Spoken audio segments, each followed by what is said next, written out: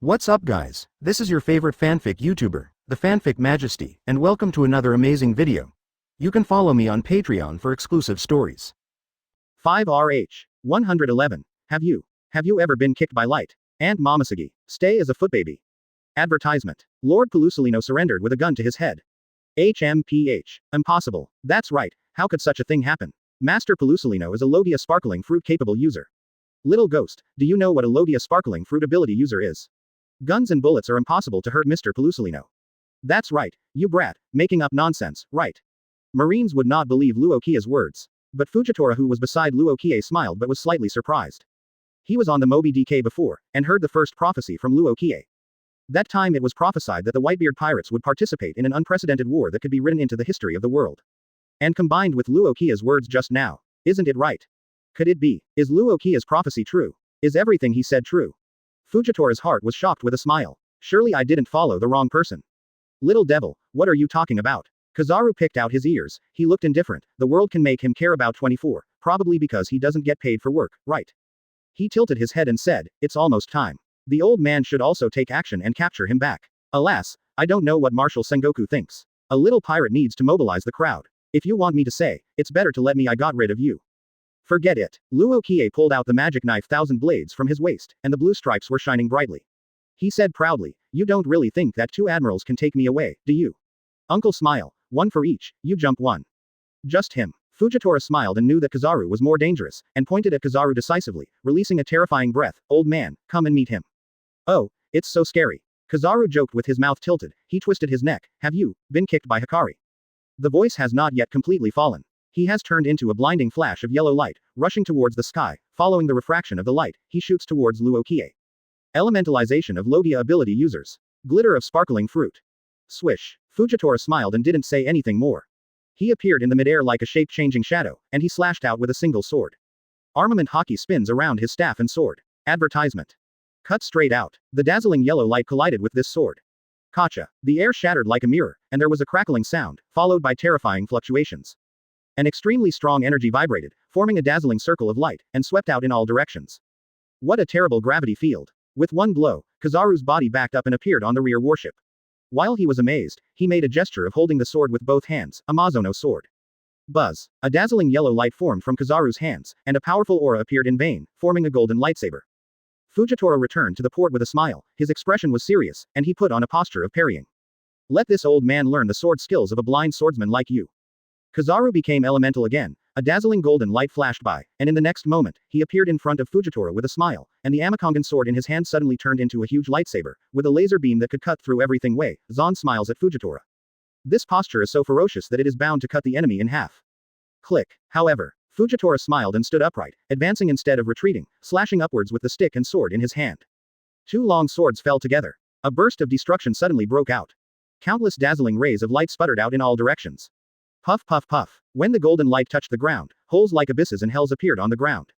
The sputtered rays of light touched the sea surface, and the sea surface evaporated on the spot, forming bottomless deep sea holes extremely terrifying. The second blow failed to determine the winner, and the two continued to fight. Dazzling lights flashed in the sky. There are constant explosions and roars, and the terrifying gravitational field and lasers are constantly colliding. The earth-shattering battle continues continuously. Can you come back with me now? Momisagi sheathed the golden vira in her hand, walked towards Luo Qiye step by step with her long legs. She smiled and said, now your strongest subordinate is being held by Pelusolino Admiral, so there is no time to spare. Help you deal with me. Master Qiye. Stussy stood up. She let out a low cry, without any hesitation. Her body was like a vigorous leopard, and she rushed towards Momisagi. You are not my opponent, there is an insurmountable gap between you and me. Momisagi let out a low cry. She didn't even draw her sword, she just walked straight to Luo Qiye, completely ignoring Stussy. You better go back. Not only did Stussy not back down, but his forward speed became faster and faster. Advertisement. Every time she took a step, a white slash flew out from under her feet. This is a super fast and powerful kick that creates a slash by rolling up the vacuum. The power is amazing. Can easily split a human body in half. Marine 6 Styles Tempest Kick. Momisagi was slightly taken aback, and couldn't help being serious. Armament Haki covered her whole body, as if covered with a layer of black armor. Her tall and straight body was still moving forward step by step, without any intention of stopping. Since it's not marine, you must be. Are you a member of the CP organization directly under the world government? How did you betray the justice in your heart and become his subordinate? Justice. What justice have I done for the world government these years? Everything is dirty and dark. Stussy continued to burst out Tempest Kick. She knew she couldn't beat Momosuge, but she could buy time for Luo Qiye. This side was enough. Puff puff puff. Momosuge moved forward step by step, met the Tempest Kick slash, and swiped it with one hand, which covered Armament Haki's palm, shattering the slashes one after another. Seeing this scene, Stussy gritted his teeth and waved his hands 390 degrees.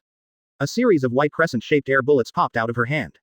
Fly to Momosuge. This is the flying finger pistol that can kill the king of loan sharks. Marine 6 Styles finger pistol extension technique. Momosuge's forward speed is still the same, without any reduction, but she is more dignified. You deserve my sword. The voice has not fallen. Momosuge suddenly accelerated forward and rushed forward, at the moment when two vigorous figures intersected.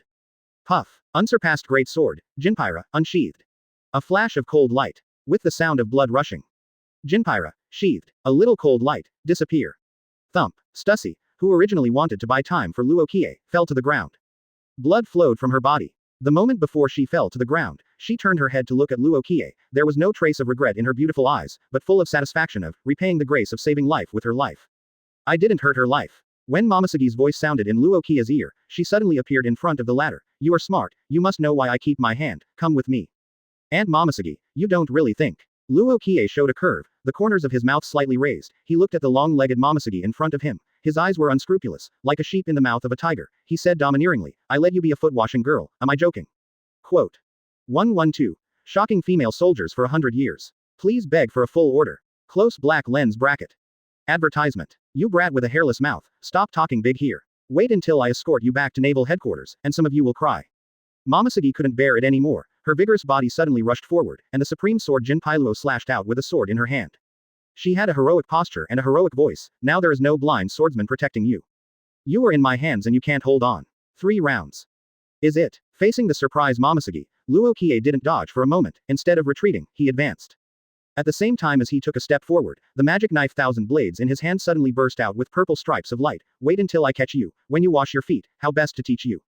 The swords of both sides fell together. The terrifying sound of swords and swords resounded between heaven and earth, and sparks splashed everywhere, which was extremely dazzling. Momosuge snorted softly, and was about to use her powerful strength to suppress Luo Qiye forward.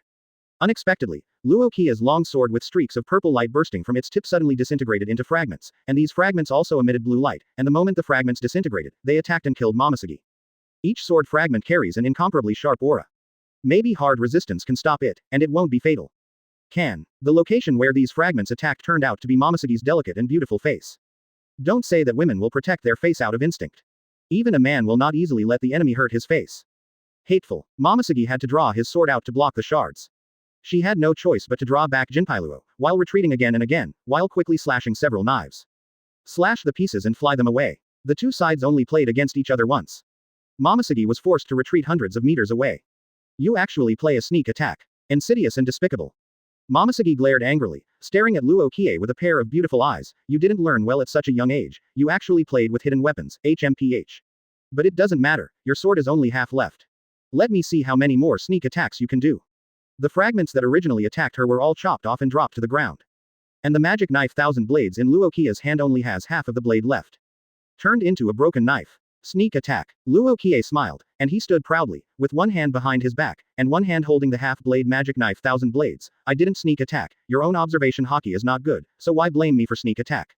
The powerful armament haki entwined Momosuge's Kimpiro, and she looked directly at Luo Qiye. That's right, that's not called sneak attack, but what should I do next? The first time I was caught by surprise, I was caught off guard.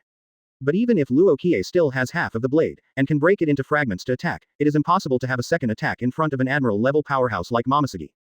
Get down for me obediently. Advertisement. Momosuge strikes again. The figure quickly raided. Like lightning, the speed reached the limit. It's useless. Luo Qiye is still holding a sword with one hand and carrying one hand behind his back.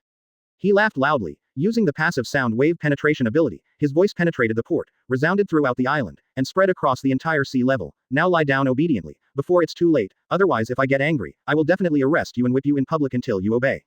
The sound spread, and when the female sailors on the warship heard it, they stomped their feet in hatred. Damn brat. Sure enough, someone led me to break it. I'm afraid there is no cure for such a brat. Just knock him out, take him back and throw him into the deep-sea prison.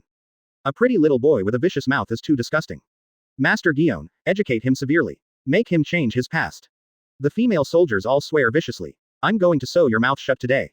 When Momosuge heard this, she also gritted her teeth with hatred, and the speed of the raid became even faster. Blowing like a gust of wind. But Luo Qiye didn't change his expression. At the moment when he was approaching, the half of the magic knife thousand blade that was supposed to be cut out didn't move at all. Instead, he stuck out his other hand. Just pop out so lightly. Momosuke saw Luo Qiye's action as if he was seeking his own death, and subconsciously wanted to stop the knife. It's too fast to draw the sword by yourself. The distance between the two sides is so close. It's too late. However, next second, Momosuke was stunned, because the hand that Luo Qiye stretched out easily caught her sword. Take the sword with bare hands. What's happening here?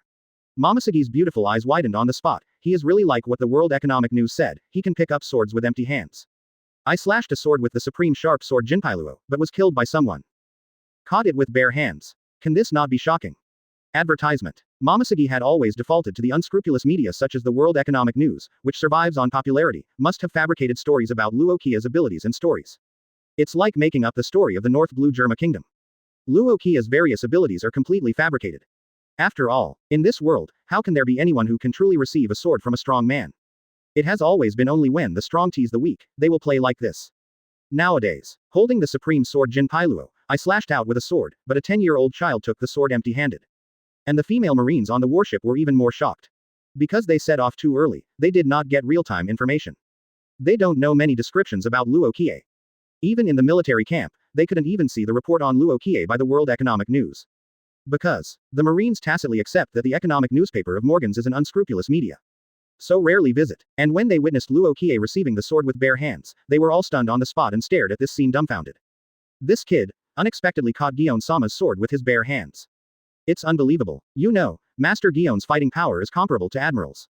What's more, the sword in Master Gion's hand is Jinpailuo, one of the 12 great swordsmanship.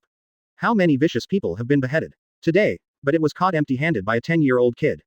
Can't believe this is real. Du Jiao Jiao. Quote. Different from the female soldiers, astonishment, Momosuke couldn't do it with one sword. While secretly surprised, the backhand with the other hand was a catch.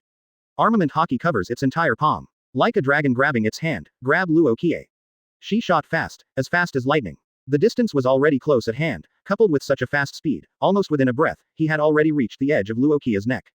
See where you hide, Momosuke thought viciously. However, next second, Momosuke's beautiful face has changed in vain. Sweat. P.S. I'm really desperate. I used the computer to type in the morning, and the computer broke down while I was using it, and the display screen was blown.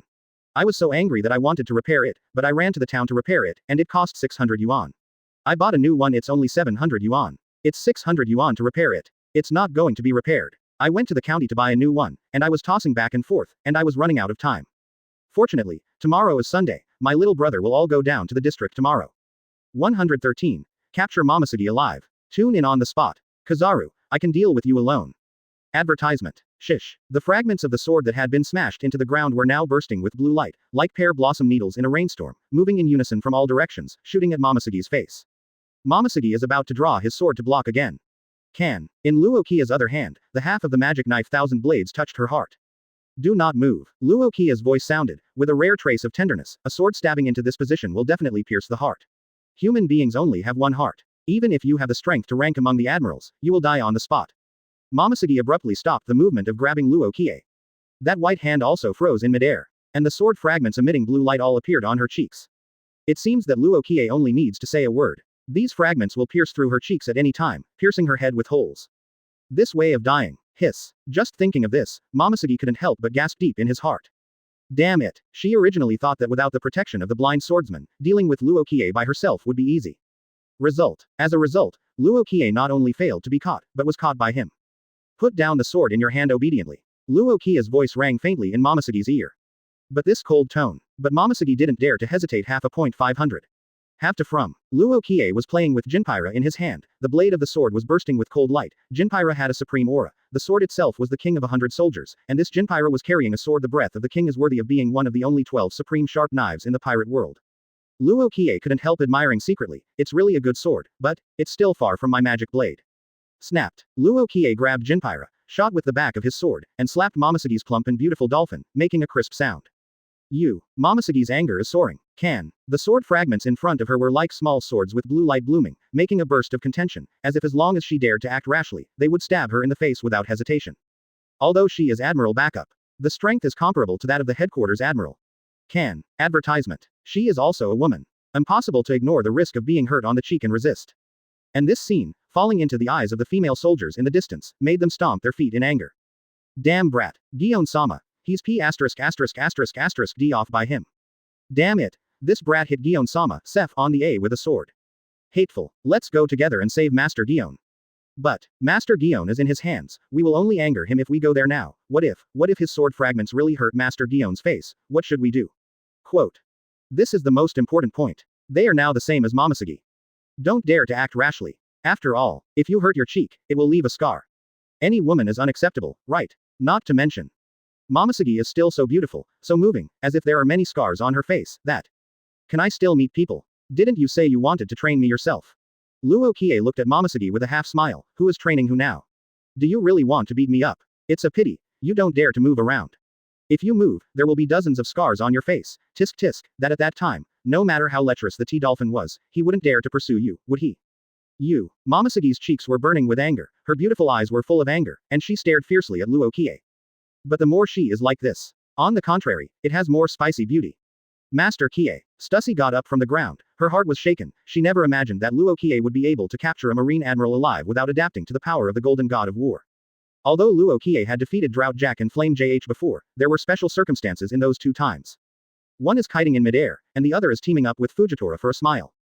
Otherwise, Stussy wouldn't have rushed forward foolishly.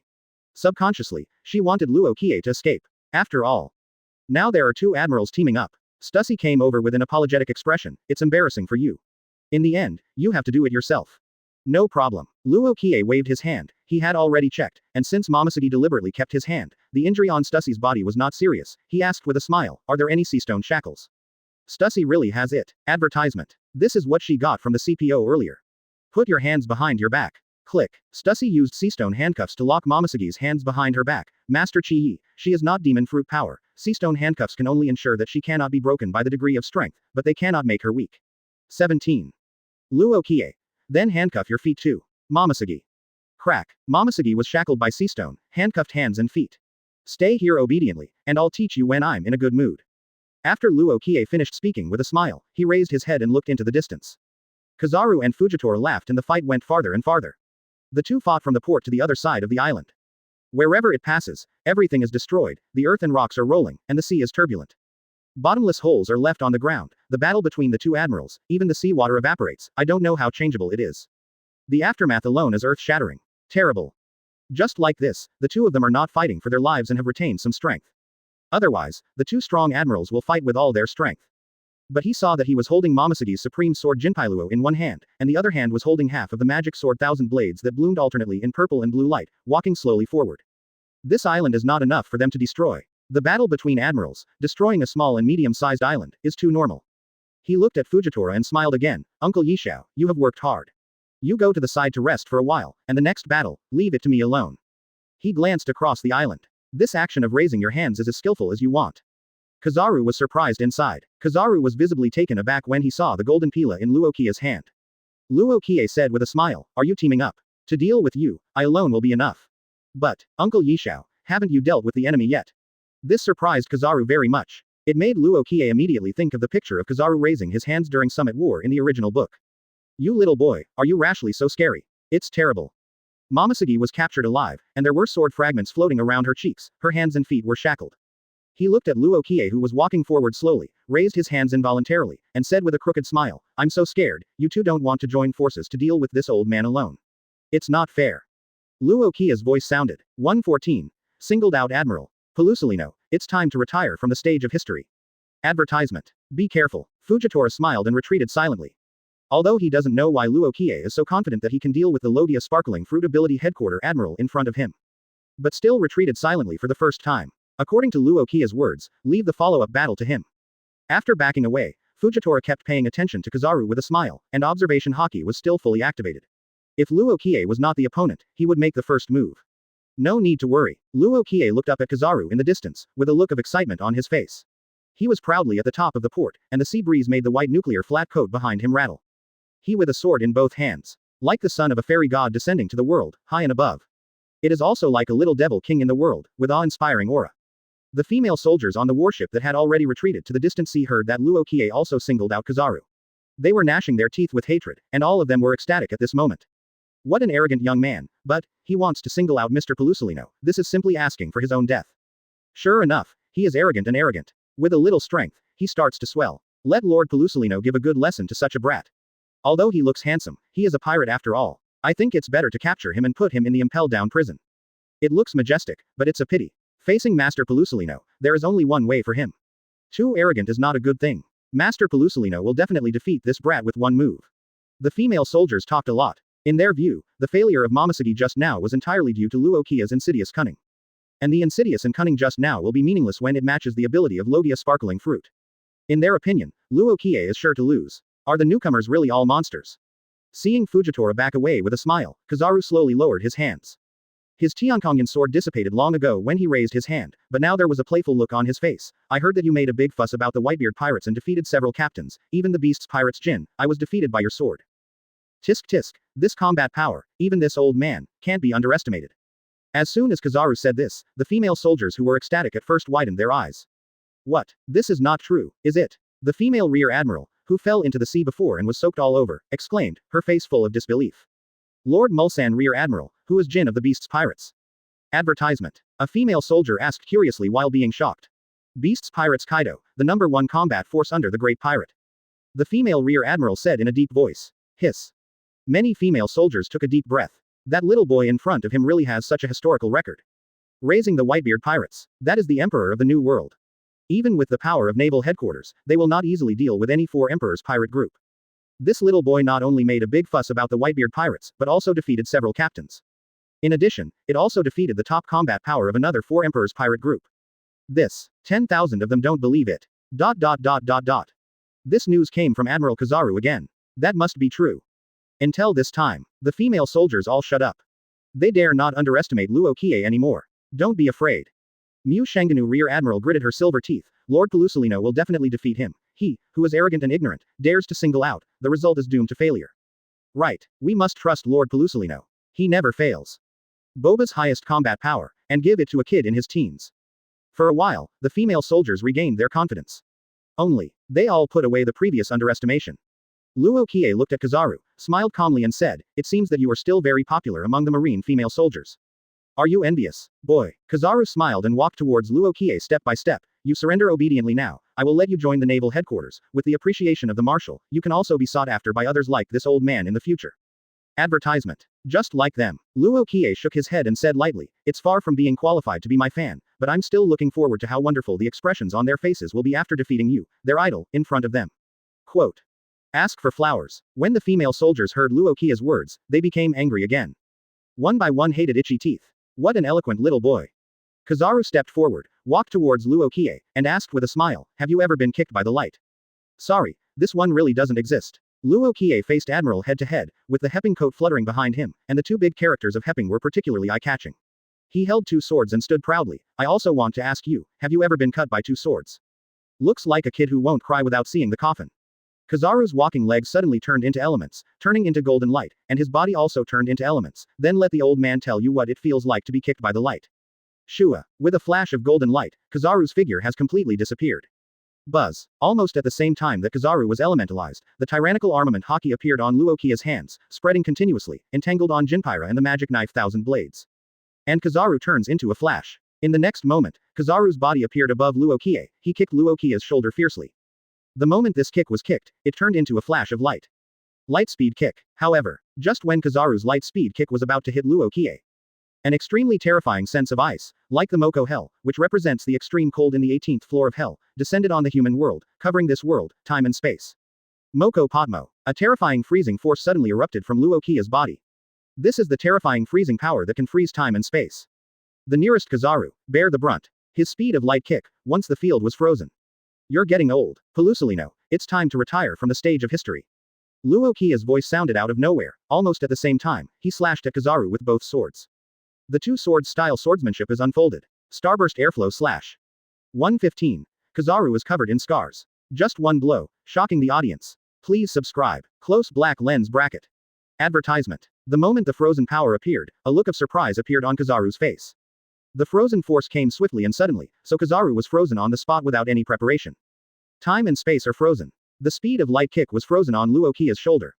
Through the ice crystals, the yellow glow was still dazzling, but it was completely frozen. The surprised expression on Kizaru's face was also frozen. The twin swords in Luo Qiye's hands did not stagnate at all, and cut out horizontally. Twin swords wrapped around armament Haki. The left hand is Jinpai Luo, and the right hand is the magic knife Shinran. Quickly cut a knife. A series of 16 consecutive blows was almost done in one go, without the slightest sloppiness, so fast that it was dizzying, as fast as lightning, and completed 16 consecutive strikes. The magic sword thousand blades that bloomed with blue light, and the supreme sharp sword Jinpai Luo left a bright slashing light in the air. Every flash of light will cut 2 wounds on Kizaru's body. If it weren't for 870, in the frozen state, the blood would have already flown out, blood staining the sky. Horizontal cut, thrusting horizontal cut, roundabout cut, double sword parallel cut, cross up cut, cross down cut. Alternately cut left and right. The last blow double sword thrust. Stab hard at where Kizaru's heart is. Kacha. Just at the very moment of the final blow, Kizaru's body burst into unprecedented brilliance. Sparkling fruit was played to ultimate by Kizaru, bursting out with a terrifying power. In the moment of fatal blow, he break free from the frozen power. Frozen shatter. Faced with this lightning-fast final stab, Kizaru didn't have time to think, and pushed forward alternately with both hands, blocking at the heart. At the same time, the element turned into a body, trying to escape backwards. Puff. Luo Qiye's thrust was really too fast. It was almost a blow that pierced Kizaru's palms. The twin swords wrapped around armament Haki directly penetrated Kizaru's palms. Even though he elementalized into light in time and retreated thousands of meters away, there were still 10 streams of blood exploding on the spot. And Kizaru's hands also have a shocking blood hole. Even on Kizaru's body, there are bloody wounds. There was a pungent smell of blood in the air. Pity. Luo Qiye looked at Kizaru who had retreated thousands of meters away, and said regretfully, "It's a pity that I couldn't kill you immediately." This sound is not loud, but it penetrates the sea surface and reaches everyone's ears. This scene completely astonished the female soldiers who were originally in joy. They never thought about it. Advertisement. Lord Pelusolino, the Admiral of Headquarters, will be defeated. There are sword scars all over his body, and his hands are also pierced by swords. Blood stains the sky. Kizaru Admiral, who is one of the highest combat forces in Naval Headquarters, had to retreat thousands of meters away. And all this, just in the blink of an eye. It was originally Kizaru kicking at the speed of light, kicking towards Luo Qiye. Result. In an instant, everything reversed. This is impossible. It's not true. How could Lord Pelusolino lose? Even the blind swordsman is no match for Master Pelusolino. How did he do it for a mere 10-year-old boy? Frozen power. Isn't that Master Kuzan's frozen fruit ability? Why does he also have frozen power? Master Momoshiki fell into his hands, and Lord Pelusolino is no match for him. What shall we do? Quote exclamation mark exclamation mark exclamation mark quote. What to do? Who knows what to do? For a moment, all the female soldiers panicked. They never thought that Momoshiki would lose to Luo Qiye, nor did they think that Dao would be captured alive. They never thought that Kizaru would fail. And fail so fast. It's just a face-to-face effort. He only made one move. Kizaru was defeated in one move. Shock. Total shock. At this moment, all the female soldiers were terrified in their hearts, setting off huge waves, and their minds were constantly roaring, and they were completely stunned, not knowing what to do. The strength of the two admirals of headquarters was defeated by Luo Qiye. Not only are they shocked. At this time, Li Mian was even more surprised. As someone who has just fought against Luo Qiye head-on, she has a more intuitive feeling. She has been dissatisfied so far. Feel like Luo Qiye beat her completely by insidious means. He even threatened to scratch her face intentionally, forcing her to submit. At this moment, after seeing Luo Qiye deal with Kizaru, she clearly realized the seriousness of the problem. Only then did I realize Luo Qiye's true strength.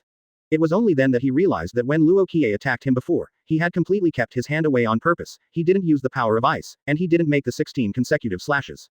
Otherwise, advertisement. With her strength, she might become a dead soul under the sword on the spot. After all, she doesn't have Kizaru's sparkling fruit ability. Can't elemental retreat, as this his true strength. Momosigi's inner turmoil kept churning, and the gaze she looked at Luo Qiye became more complicated. The small boy figure in her eyes, the figure standing in the sea breeze and wearing a white nuclear flat coat, also became taller and taller. It's getting more and more scary. The child who can defeat Motobu Admiral head-on. Is there really any hope of bringing back naval headquarters? I am afraid. Impossible. Momosigi is so complicated inside. And at this time Stussy was just as surprised. As if she met Luo Qiye for the first time, the way she looked at Luo Qiye changed again and again. In those beautiful eyes, there is more worship, more respect, and more surprises, but the fear is still there. This is the fear that makes Stussy stay away and dare not get close. The power of freezing. It seems that even time and space are all frozen. Fujitora, who was thinking of coming to the rescue at any time before, smiled, and was equally shocked at this time. If he hadn't lost both eyes, I'm afraid those eyes would be full of shock. Admiral's Fujitora smiled, feeling more clearly the power of Luo Qiye's two moves just now. Even if he makes Fujitora's shot with a smile, he can at most draw with Kizaru. It's a close call. But as soon as Luo Qiye made a move, it was only a momentary fight, and the winner was already determined and the winner was won. The future is destined to be boundless. At this time, Fujitora, who was an uncle, smiled and fully recognized Luo Qiye's leadership. Also recognized the justice that Luo Qiye upholds. Not the justice of the world government, nor the justice of the naval headquarters. So strong. Weibo was equally astonished at 1.7 at this time. Although he had a little problem with his brain, he had no problem with his cognition of strength. Weibo, who respected strength first since he was a child, now also admires Luo Qiye from the bottom of his heart. Total admiration. He wants to officially worship Luo Qiye as the boss. Open black lens bracket ding. Close black lens bracket. Congratulations to host, you have successfully pretended to be aggressive, and you have gained plus 8,888 points for pretending to be aggressive. Close black lens bracket. The system prompt sounded in Luo Qiye's mind, and he couldn't help but be pleasantly surprised when he heard the series of pretentious points. This time there are so many. But think about it. In front of Admiral alone, there are 3 of them. Momosuke, Fujitora smile, Kizaru. What's more, there are so many female soldiers. Well done. Luo Qiye smiled, raised his head to look up, and looked directly at Kizaru. His face was full of arrogance, his voice was sonorous and powerful, and there seemed to be a hint of killing intent. I am so old, I have not been kicked by Mr. Kizaru before. Come here and let me taste what it feels like to be kicked by light. 116. Kizaru summation. Blatant humiliation. Wash your feet and sit tight. Advertisement. Hearing Luo Qiye's words, the corners of Kizaru's mouth twitched wildly. That shot just now had already caused him serious injuries. The palms of both hands were pierced with 2 blood holes. He also has scars all over his body. This is simply a fight to the death. Am I, Kizaru, the kind of person who would risk his life for so-called justice? Impossible. It is absolutely impossible to work hard for mere justice. Not to mention now, even in the Summit War, I don't see Kizaru working hard. Bleeding from injuries is already the limit. Make another move. That is impossible. Impossible in this life. Kizaru himself is ambiguous justice, it is unrealistic for him to go all out for justice. Kizaru forced the wound to stop the bleeding with his own strength. He looked at Luo Qiye with a smile. What's the matter? Can we sit down and discuss it? Why fight and kill? Quote question mark question mark question mark quote. The female soldiers below were all dumbfounded. What's happening here? In their hearts, the invincible and invincible Pelusolino celestial man. They actually said such words of submitting softness and seeking peace. After the shock of 24 just now, many female soldiers felt more puzzled in their hearts. Deeply puzzled. Lord Pelusolino. He doesn't want to surrender, does he? This. Simply unacceptable. Master Guion has been arrested. If Master Pelusolino relents again, what should we do next? That kid. I'm afraid he won't let me go easily. Damn it. Fight with that brat. Even if it means risking your life, you must save the heavenly man of paradise. But, go up and fight with him. Do we have the strength? Even if the egg hits the stone, even if the body is smashed to pieces, I will not hesitate. Right. The female soldiers all gritted their teeth and looked at Luo Qiye. Advertisement. They can't wait to attack Luo Qiye now. Just at this time, Momosuke said, you guys, don't be impulsive. Give me back. Now, as Naval Headquarters Vice Admiral, I order you not to attack Luo Qiye. This is protecting them. One consequence after taking action against Luo Qiye is to make him unhappy, and if he is unhappy, he may kill someone. Annoy the existence of an admiral who picked 2 admirals in a row. The consequences can be imagined to be serious. Master Guion. But us. After hearing Momosuke's words, many female soldiers stopped trying to save people and suppressed their inner impulses, all of them were still unwilling. There's no way they'd disregard Momosuke's life. But dare not disobey orders. Lord Pelusolino. The female soldiers below raised their heads one after another, and looked at Kizaru beseechingly. Pairs of sad eyes, with prayers, begging him to take action. Ouch. Kizaru couldn't stand it. No matter how unkind he was, he couldn't avoid it at this time, so he had to smile again. Qiye boy, why don't we just say goodbye? We Marine can pretend that nothing happened today and let you go. Quote. Let us go. Luo Qiye looked at Kizaru strangely. Who let him go? Do you think I look like a fool? Quote. Kizaru just wanted to push his sunglasses to hide his embarrassment, but he went to a lonely place, and the glasses he forgot had already been broken in the battle, but fortunately he was thick-skinned. The old man pretended that he had never met you before. What do you want? Just why go? Let's say goodbye, how about? I said, Uncle Kizaru, do you want to be frozen again? Luo Qiye said blankly, next time I will pierce your heart.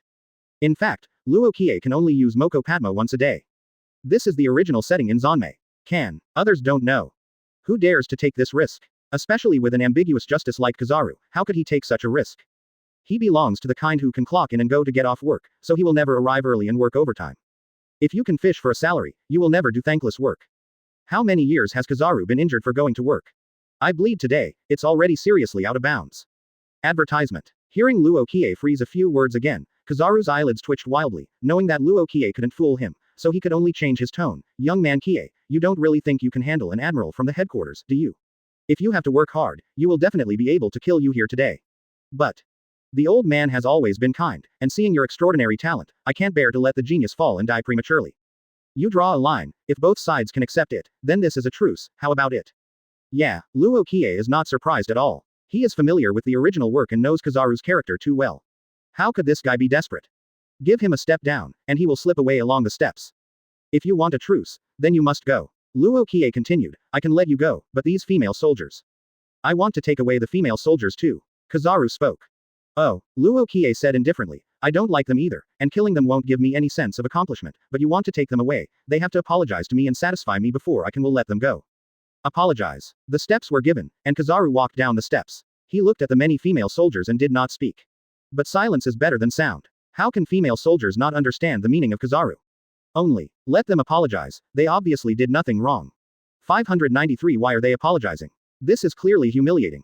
Blatant humiliation. For Gion-sama, we can only apologize.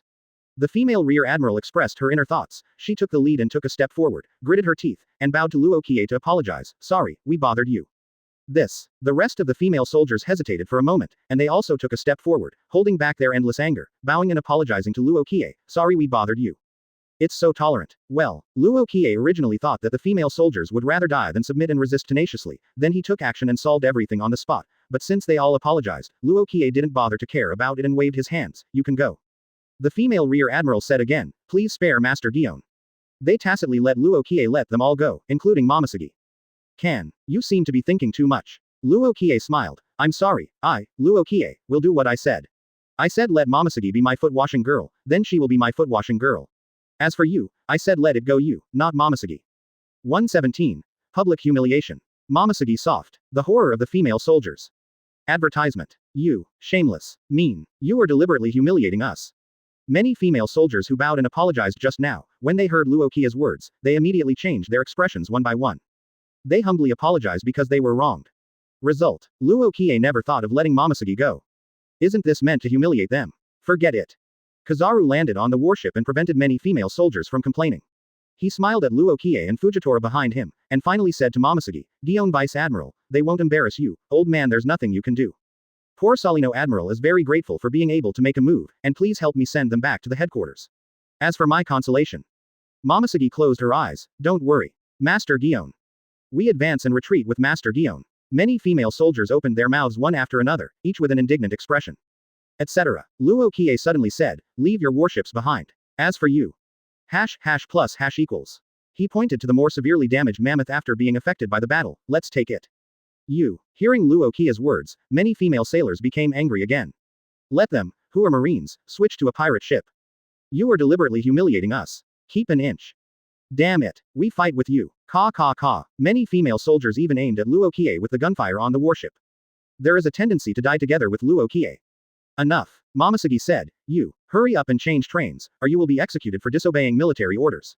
Master Gion, don't want, we, are at stake with him. Many female soldiers are red-eyed. Useless. They have to obey Momosuke's order. The most important thing is, they knew that even Pelusolino was no match for Luo Qiye, no matter how hard they tried, even if their bodies were smashed to pieces, it would be of no avail, they couldn't save Momosuke. I'll count to 3, and I won't even give you this pirate ship. Advertisement. Luo Qiye spoke with a cold voice, you guys just swim back to naval headquarters for me. Many female soldiers can only choose to get off the warship with red eyes. Then Luo Qiye led the crowd and leisurely landed on the warship. Stussy went to the mammoth to bring back the things he usually needed, including devil fruit, jewelry, gold, and ivory.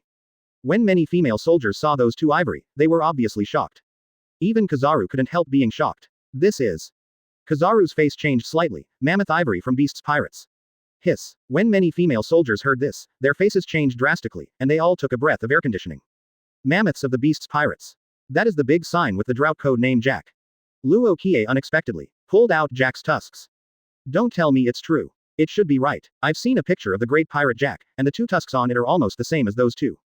It's incredible. The look of shock appeared on the faces of every female soldier.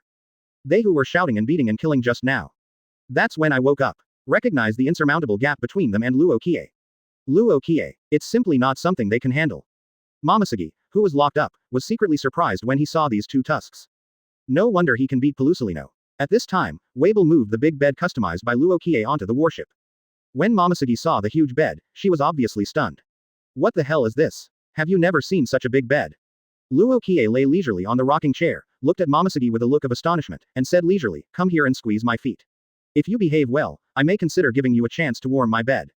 Shameless. Momosuke spat. Looks like it's really well trained. Luo Qiye raised it casually. Weibo's naginata flew into his hand, raised the naginata high, and slapped Momosuke with one blow. Disobedient, the consequences will be serious. Huge naginata slaps Momosuke hard. Hateful. Seeing this scene, the female soldiers who had never logged on to the mammoth at the port gritted their teeth with hatred. He's blatantly humiliating us. Damn kid. We fought him. How dare you humiliate Gion-sama like this? The female soldiers were outraged one by one. Advertisement. But they are helpless. There is no way. They turned their begging eyes to Kizaru, but Kizaru ignored it and pretended not to see it. Despair. Deep despair. At this moment, Momosuke was desperate. She knew she couldn't avoid it, so she closed her eyes. Who knows that the naginata has not fallen for a long time? Master Qiye. Stussy phrased slightly, holding back a knife. Momosuke opened his eyes and cast a grateful look. Being a woman, Momosuke's affection for Stussy increased. But she never expected that Stussy's next words directly made her eyes widen. "I'm looking for a leather whip. Do you want to use a leather whip instead?" Momosuke. Why do women make things difficult for women? Momosuke freaking out. However, Luo Qiye threw the naginata to Weibo. "I will give you back the naginata. Remember to bring the naginata with you when you go out to fight the enemy in the future." When dealing with CPO this time, Weibo, who does not have a naginata, has greatly weakened his combat effectiveness. Weibo was grateful. Luo Qiye ignored him, but took the whip from Stussy's hand, and looked at Momosuke lazily. "Why don't you come over and pinch my feet?" Quote exclamation mark quote. Momosuke would rather die than surrender. Phew. There was a whistling sound, and Luo Qiye pulled out the whip fiercely. "Lord Qiye." Stussy actually spoke again. "If you want her to succumb to you, you don't have to use force. It's better to leave it to me. Guarantee to complete the task."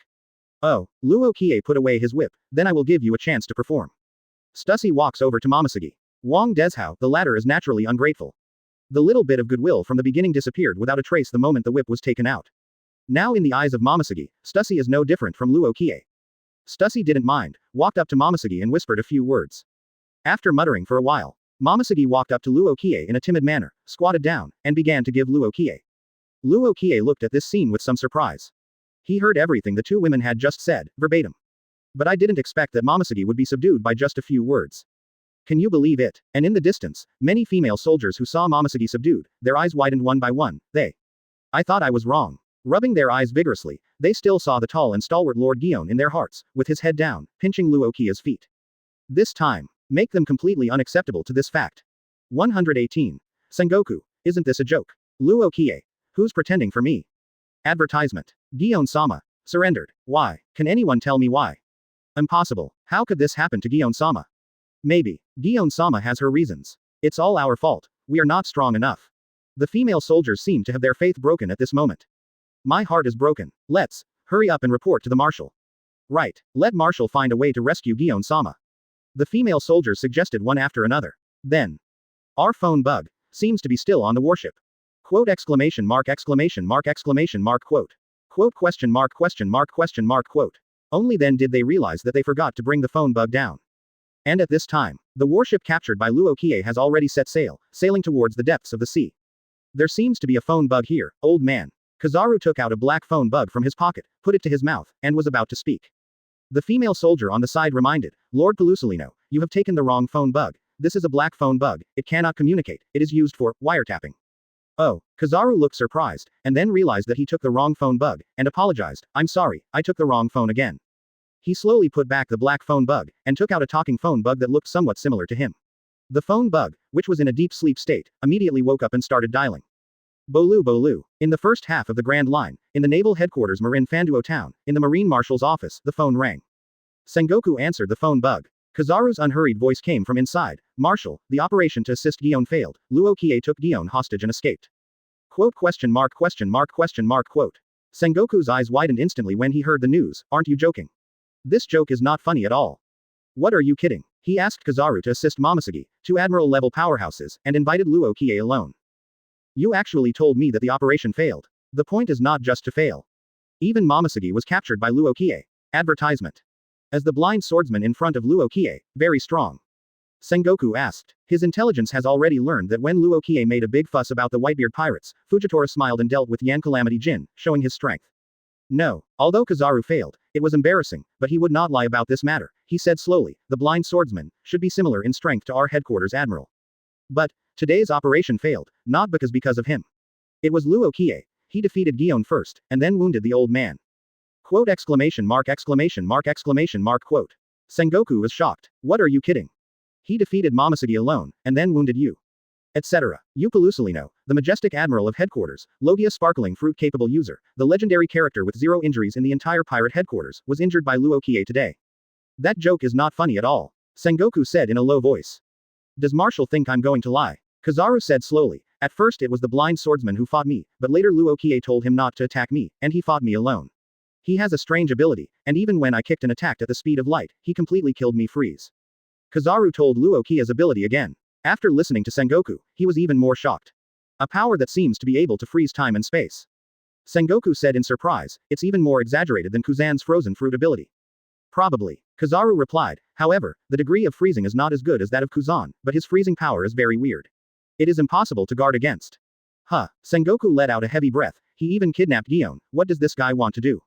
Kidnapped CPO member Stussy ahead. Seems to have been successful.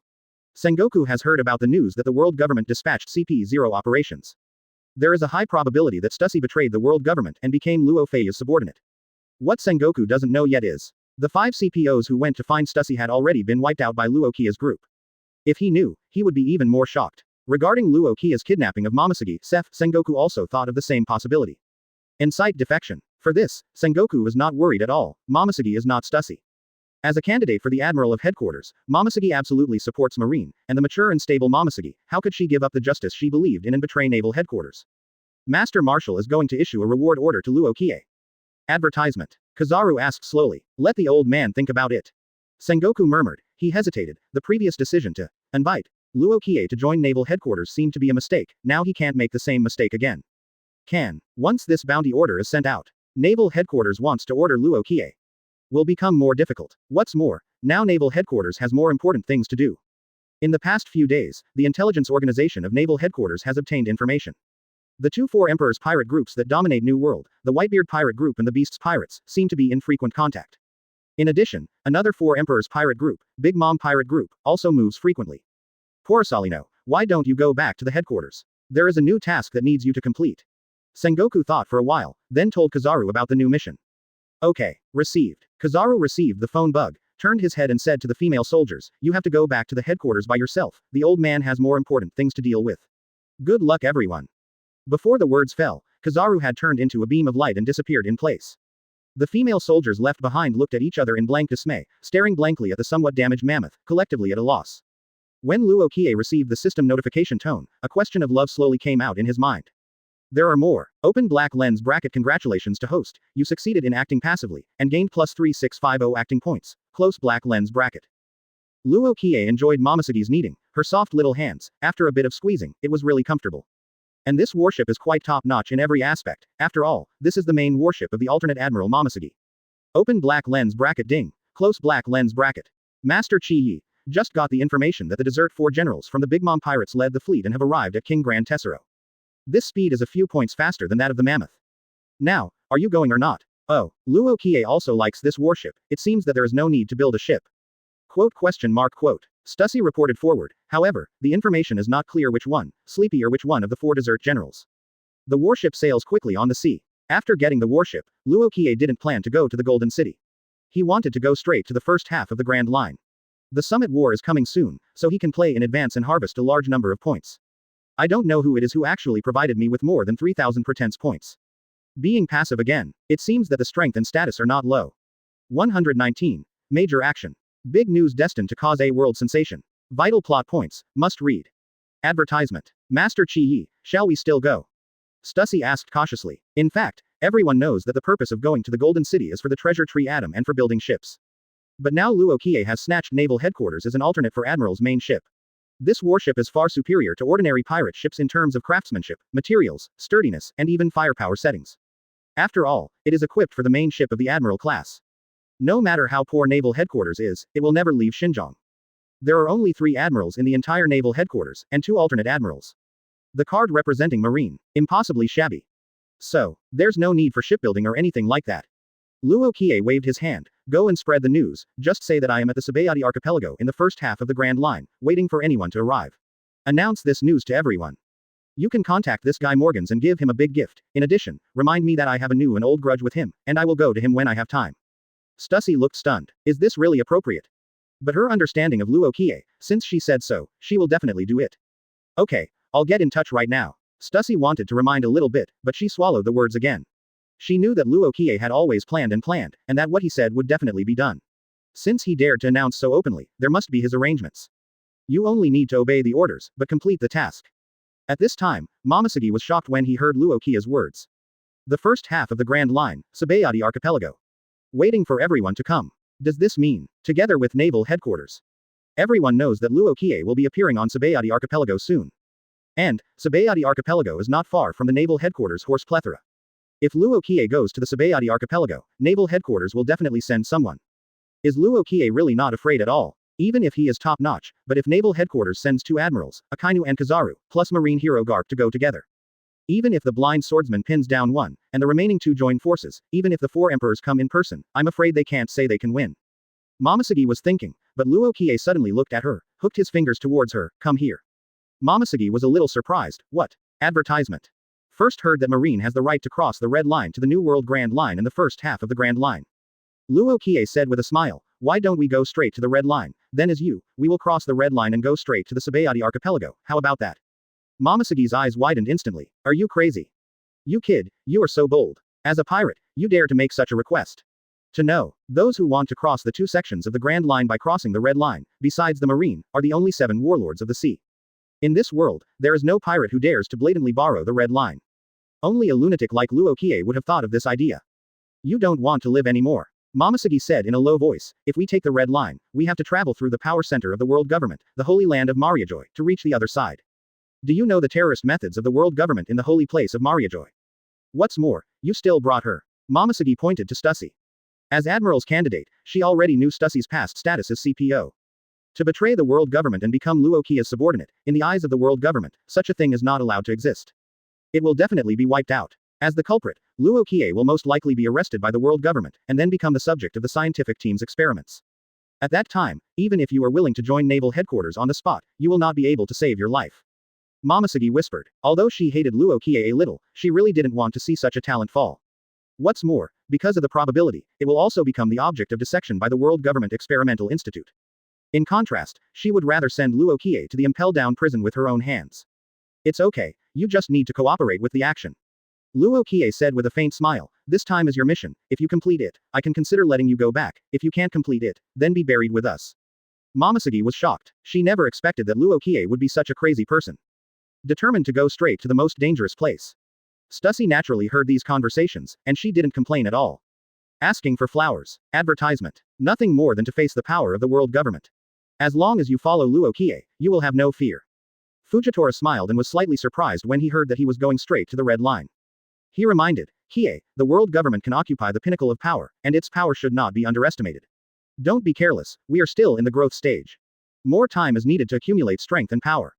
Don't worry, Uncle Smile. Luo Qiye smiled, it's nothing more than a trip to the Red Line, a trip to the Holy Land Mariajoy. Those who feel dangerous should be the people of the world government. Fujitora smiled and knew that this trip was extremely dangerous. But no more words. Just like what Luo Qiye said, it's nothing more than a wild adventure, so what about danger? WWW. The warship is driving fast on the sea. The blue sea has endless mysteries and hidden endless power, and at the same time, it is swallowing one after another strong people above the sea. Under the arrangement of Luo Qiye, one after another news that is destined to cause a sensation in the world again has spread. New World. World Economic News Headquarters. Morgans got a call from Stussy. What? Master Luo Qiye asked me to announce his itinerary. In the first half of the Grand Line, Sabaody Archipelago is waiting for all enemies. Tell this news to the major forces in New World, especially the Big Mom pirates and Beasts pirates.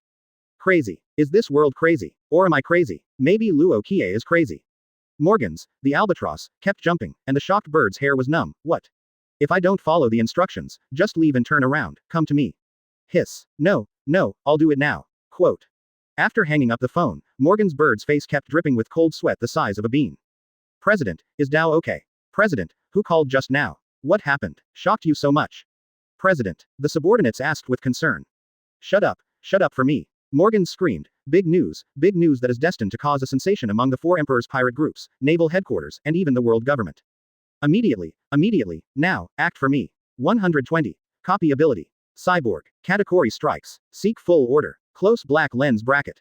Advertisement. Above the red line, Mariajoy, known as the Holy Land, is among the tallest and most magnificent palaces in Pangu City. This is the place that represents the highest power of the world government. The 5 CPOs we sent out, all died. A white-haired 5 elders said, Stussy has probably completely rebelled. Is it because of Luo Qiye? What is it worth for Stussy to give up his CPO status and follow him at the risk of being hunted down by us? Another 5 elders holding a long sword said in a low voice, could it be because of Shanks? Shanks, didn't he come to express his position yesterday? The bald 5 elders said in a deep voice, if we want to kill Luo Qiye, his Shanks can't stop us. They don't have any affection for the sacrificed CPO. It's like, 120, broke several innocuous tools. By contrast, they care more about the face lost by destroying tools. This is a matter of face for the highest level of power in the world government. At this time, there was a rapid ringing from the phone bug. A 5 elders connects. A rush of information came from the phone bug. Luo Qiye publicly announced that he will go to the Sabaody archipelago in the first half of the Grand Line, waiting for everyone who wants to fight him. This news has already been printed and disseminated by Morgans. It shouldn't be long before all the major pirate groups and powers will know the news. At that time, a series of chaos may be triggered. The report is over. 5 elders hung up the phone bug, and the 5 looked at each other. They all saw a touch of surprise and amazement in their respective eyes. Does this Luo Qiye not know how to write dead characters? Maybe he just wants to die. Or maybe he wants to do something sensational, such a young man is so arrogant. The last time he made a big fuss about the Whitebeard pirates, it caused quite a stir. How long has it been quiet before they started to make noise again? What a lifeless brat. Inform Vegapunk and ask him to deliver the pacifists we need ahead of time, and also, ask that fellow Sengoku, who seems to have been trying to get Luo Qiye to join the naval headquarters, and sent a vice admiral from Dion went to find Luo Qiye. But the operation failed. Tell him that if Luo Qiye is caught later, he must hand it over to us as soon as possible. Yes, Luo Qiye has extraordinary research value.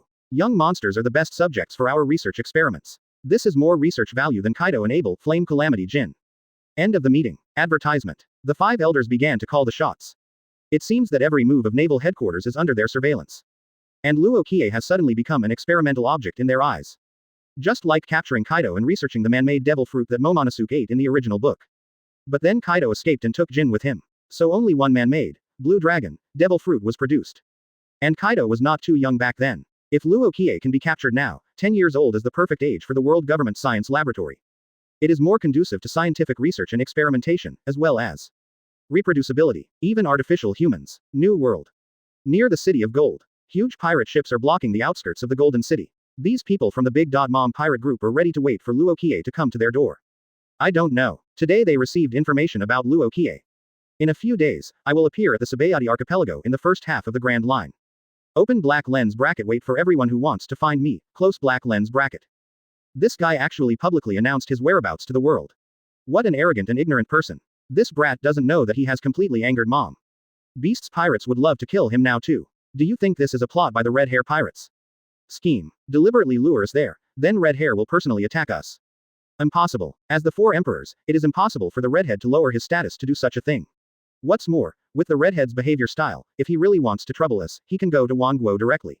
Quote. That's Luo Qiye's own attention. This brat wants to create a big event and wants to go crazy. Then what are we waiting for? Go directly to Sabaody archipelago and take down Luo Qiye. Master Katakuri, shall we leave now? Many members of the Big Mom pirate group looked at the largest main ship in the middle of the pirate ship. There, a mighty and domineering man wearing a thick black scarf, dressed in a black metal style, and holding a trident is standing at the bow of the boat. Advertisement. This is Charlotte Katakuri, the head of the Big Mom Desert Generals. Also known as Ka by fans of the original book. The most charismatic figure in the Big Mom Pirates, the highest idol of the entire Charlotte family, and the first member of the Charlotte family under the 4 emperors Charlotte Linlin. The Vice Emperor level big pirate whose combat power is second only to the 4 emperors. Did not expect. The Big Mom pirate group is the strongest combat force once they make a move. The key is, and he's not alone. Beside Katakuri, there is another desert 4-star. Charlotte Cracker. Reward amount. 860 million berry. It is also the second most powerful existence among the desert 4 generals.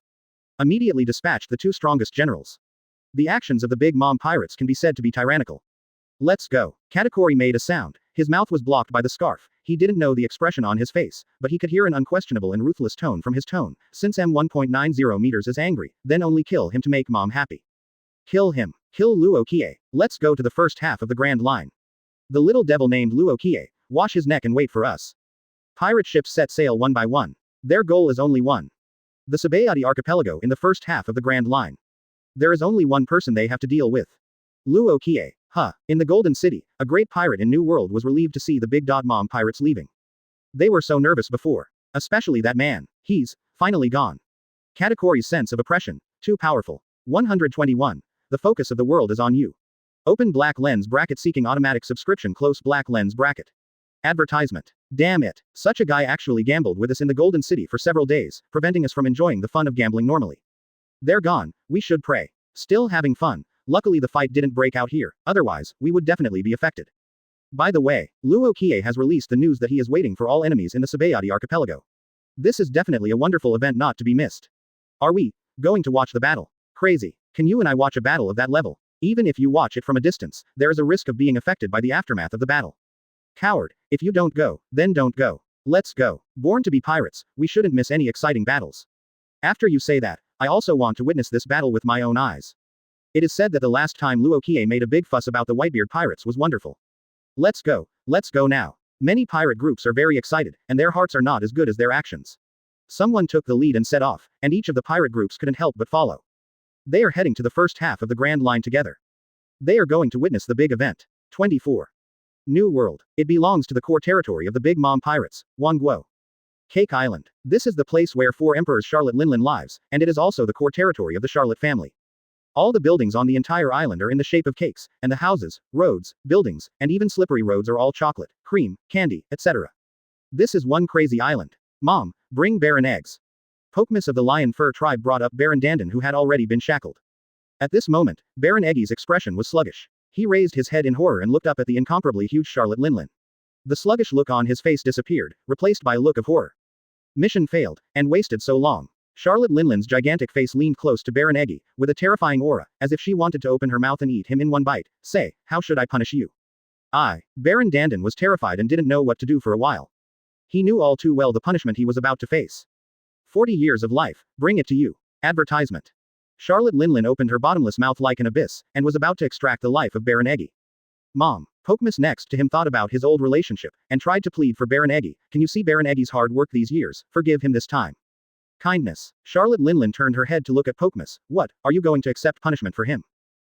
Hearing this sentence, Pokemon shuddered all over and dared not speak. The breath of terror strikes again. Instantly enveloped Baron Eggy. Baron Eggy screamed, and as Charlotte Linlin activated the Soul Fruit ability, Baron Eggy's body quickly withered at a speed visible to the naked eye, just like a flower withered, and instantly turned into an old man. After 40 years of life are extracted, Baron Eggy has become an old man on the verge of death. Si Shang. Charlotte Linlin licked her lips, and instead of looking at the old Baron Eggy, she said to herself, Luo Qiye, you brat, how dare you blatantly refuse my invitation. I'll make you regret. I regret coming into this world. The roar sounded, resounding throughout the Cake Island. A terrifying wave erupted from the entire Cake Island. All the people living on the island couldn't help trembling all over their bodies, and they were extremely terrified. Even the sky suddenly turned into dark clouds, thunderclouds gathered backwards, and lightning flashed through the dark clouds. The terrifying weather represented Charlotte Linlin's fury. The 4 emperors, who are extremely prone to anger, can change the color of the world and the weather with just a roar. Good. Very scary. Mom's anger. That little brat named Luo Qiye, even if he has red hair, I'm afraid it won't be enough for him. Many members of the Charlotte family on Cake Island raised their heads in horror, looking at the thunderclouds above the sky, their hearts were even more terrified. New World. Ghost Island. The roaring sound continued to echo in midair. Advertisement. Hateful. This is provocation. Blatantly provoke me. Seeing the latest information on the drought, Jack is furious. He also thought of being driven into the bottom of the sea by Luo Qiye, and the 2 broken ivory, which made Huang Jack feel very humiliated. What a shame. What are you yelling about? A deep voice sounded. Drought Jack, who was still roaring, abruptly stopped his voice. Drought Jack looked at Yan Calamity Jin approaching with some fear, lowered his head and said, Big brother. I see that your big Kanban is here too. Flame Calamity Jin's injuries are almost healed, but there are still 2 scars on his wings, which are eye-catching. One is left by Luo Qiye's sword, and the other is left by Kizaru's laser. And in Yan Calamity Jin's heart, he attributed these 2 scars to Luo Qiye. If Luo Qiye didn't hurt him, how could Kizaru find him in the follow-up? And Drought Jack heard Yan Calamity 673 Jin's words, the big Kanban is at the end, he couldn't help but trembled. In Beast's Pirates, it's all about strength. The positions of the 3 major disasters, that is, the big Kanban, are not fixed. All fists speak. Fei Lubao has the qualification to challenge the big Kanban head-on. Whoever is stronger will be able to advance to the great disaster. And often the one who is squeezed out will be very miserable. Not only did your 2 operations fail, but we also need to send someone to rescue you. Yan Calamity Jin's deep voice, with endless coercion, continued to speak. If there is a next time, you can move the position of your big sign. Brother. Drought Jack gritted his teeth, and said fiercely, don't worry, I will definitely kill that kid Luo Qiye this time, so as to eliminate future troubles forever. I'll go with you. Another voice sounded, followed by the footsteps off dong dong dong. Hearing this voice, Drought Jack's body trembled again. Second brother. Useless things, embarrass the captain. Plague Quinn's huge fat figure appeared. He glanced down at Drought Jack. His eyes were as disdainful as a sly one. I'll go with you. I really want to see you. Then Luo Qiye, what ability? Let us beasts pirates suffer a few times in a row. 122. It's a mere Marine Vice Admiral. It's a serious crime to just say that you want to be subdued. Advertisement. Above the endless blue sea. A warship is sailing. Lord Qiye, all the news has been released. Stussy bowed slightly, and reported softly to Luo Qiye, who was enjoying the delicious food. Luo Qiye raised his head. His eyes were white and rippling. He frowned slightly. Stussy felt Luo Qiye's displeasure, immediately realized that something was wrong, quickly covered his collar, and apologized uncomfortably. I'm sorry, Lord Qiye, Not intentional. Just too big. Can't hide it. Luo Qiye didn't struggle with this point, but nodded and said, then we just need to cross the red line and reach the Sabaody archipelago. Master Qiye, are you really not worried at all? Stussy was still a little uneasy. Think of world government. Think of that monstrous power. It made her a little out of breath. That's real terror. If they go on such a rampage, they will probably confront the world government head on. This. Definitely a horrible thing. Worry about what? Luo Qiye smiled and took a bite of iced watermelon. It tasted so good. He looked at Momosuke, who was resting against the fence with his eyes closed. Hey, do you want to eat watermelon? It's iced. Momosuke opened his eyes and glanced at Luo Qiye, then closed his eyes again, with an expression that would rather die than submit, not hungry. Unexpectedly, just after she said these 2 words, her stomach started to growl unbearably. Gululu. The continuous cries from the stomach made Momosuke extremely embarrassed. But she is determined not to bow down for 5 buckets of rice. Hee. Luo Qiye smiled and said, Stussy, it's meal time, you go and serve up the barbecue and seafood. Okay. After Stussy bowed, she turned and walked into the cabin, before she took a look at Momosuke. Poor thing. Although very backbone. If you don't eat a meal, you will be hungry. 2 days have passed since that battle. During these 2 days, Luo Qiye just didn't give Momosuke anything to eat. Let's watch this Admiral beauty come alive. Certainly. Advertisement. The main reason is that Momosuke didn't cooperate, didn't accept softness, and didn't bow his head, which caused Luo Qiye not to give her food. I haven't eaten or drank water for 2 days. Tisk tisk. Backquote. Luo Qiye handed the half-eaten watermelon to Momosuke. Do you want to eat it? Snort. Momosuke is determined not to give in. She is the naval headquarters alternate admiral, and she will never surrender to a pirate. Oh. Luo Qiye threw the watermelon into the sea, just as a fish several meters in size jumped out and caught the watermelon in one bite. Puff. Luo Qiye slashed across with his sword. The big fish that jumped out was split into 2, and a big fish head flew onto the deck of the warship. Wable, get rid of the fish head and eat fish head with chopped peppers tonight. Good. Wable used to pick up the fish head, which was nearly 1 meter in size, and happily walked into the kitchen. Chopped pepper fish head. This delicious dish is definitely not available in One Piece world, but it was brought by Luo Qiye himself. Before traveling, he often watched various short video cooking teachings, especially Wang Gang's cooking video, from which he learned a lot of recipes. Tried it once yesterday. It was really delicious. Even Fujitora shook his head when he ate it with a smile. It's delicious, although it's very spicy, but this is definitely the best fish I've ever eaten. Such a pity. Momosuke can only drool on the sidelines. Now mentioning the pepper fish head, the name alone makes Momosuke salivate. Hateful. Where did this kid come from? Why such a wacky recipe? Gululu. My stomach is growling again. Now is not the time to think about food. 21. Don't hold back. Gion, you are the majestic naval headquarters candidate admiral. Don't bow your head for a bite. Momosuke is crazy about Amway herself, trying not to think about it. When Stussy brought out plates of delicious seafood, Momosuke went crazy. She was really. Can't help it. I want to eat. Give me something to eat. Advertisement. Seafood. I want seafood. As a candidate for admiral, Momosuke never thought that such a word would come out of her own mouth. Her reservedness just now, her patience just now, the perseverance she showed just now. With these few words, it was completely shattered. Stussy looked at Momosuke, who was almost roaring in surprise. She wondered what Luo Qiye did to make Momosuke let go of her restraint in the short time she had just entered to serve food. Master Qiye, do you want to give her something to eat? Stussy feels sorry for Momosuke. Don't eat or drink water for 2 days in a row. The key is, Luo Qiye can make delicious food every time, and eat it in front of Momosuke. This. No one can stand it. Quote. Luo Qiye didn't bother to pay attention to Momosuke. He picked up a marinated abalone, which he taught Stussy to complete, and he didn't know how it tasted. Luo Qiye took a bite. It's not bad. I learned Wang Gang's breaking up skills. Luo Qiye gave a thumbs up. This made Stussy elated. Thank you Lord Qiye for your praise. Luo Qiye ate another abalone. Uncle Yishao, dinner is ready. I can't die. I almost bleed from my bite. Have a bowl of wine. To Li Jiao, her stomach, which was originally smooth and fat-free, was completely deflated at this time. Why did it fall into the hands of this brat? Luo Qiye raised his hand, and the magic sword Thousand Blades appeared in his hand. A sword will come out, blue light and purple light will bloom, and in an instant, Momosegi's handcuffs will be cut off. Give you a chance, you can choose to jump now. See, drink some sea water, eat some sea kings, you can still live. Hate. Fujitora asked with a smile, she will starve to death.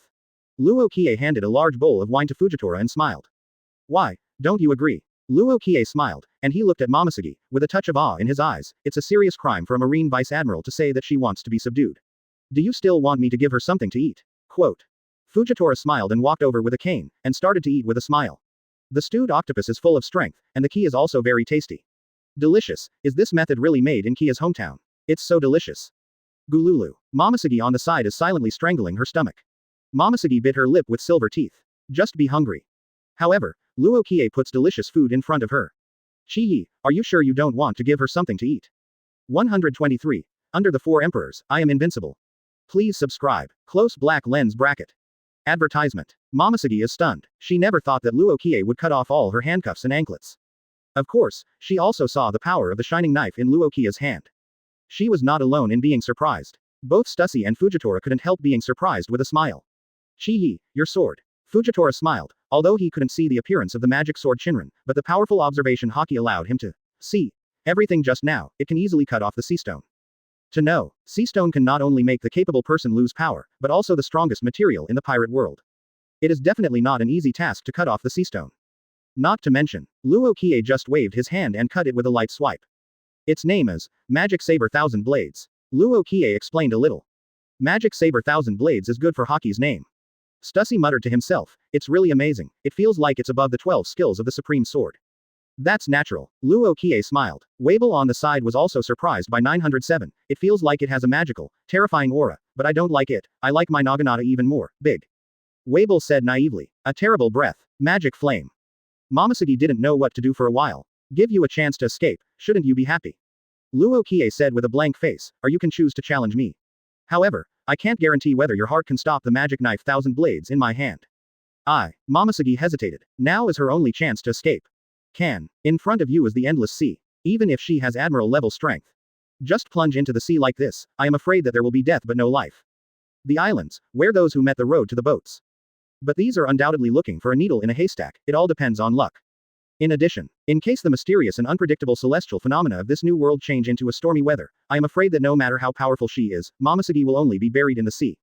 As strong as One Piece Roger, he was also influenced by the unpredictable weather of New World when he fought with Golden Lion Shi, CEFC, K. Advertisement. How? Luo Qiye looked at Momosegi, don't you dare to jump into the sea. Then come and challenge me. Momosegi didn't know what to do for a while. Challenge Luo Qiye. She thought of the battle between Luo Qiye and Kizaru. Frozen Kizaru. And that slash. Not to mention. Momosegi's supreme sword, Jinpyra, is still at Luo Qiye's place. What challenge does she take? It is tantamount to sending death flow. Take out your pride as a marine executive and challenge me. Luo Qiye stood proudly. As a person, I like arrogant opponents. People who are not limited by their own abilities and humble, but have great ambitions. Whenever I meet such an opponent, I will be very happy. Pride. Escape. Can't escape. Even if she is given a chance, she can't jump into the sea. Nowhere to escape. Beat. Can't beat it. The self-confidence and pride before coming here have already been completely defeated in the previous battle. I give up. Momosegi lowered her unyielding head. This moment, she only felt that the pride she had insisted on for decades was crushed by Luo Qiye, not only crushed, but also trampled into the dirt on the ground. Open black lens bracket ding. Close black lens bracket. Open black lens bracket. Congratulations to host, you have succeeded in pretense, get pretense plus 3088. No fun. A system notification sounded in his head, and Luo Qiye stared at Momosegi. At this time, she was still slim and with perfect curves.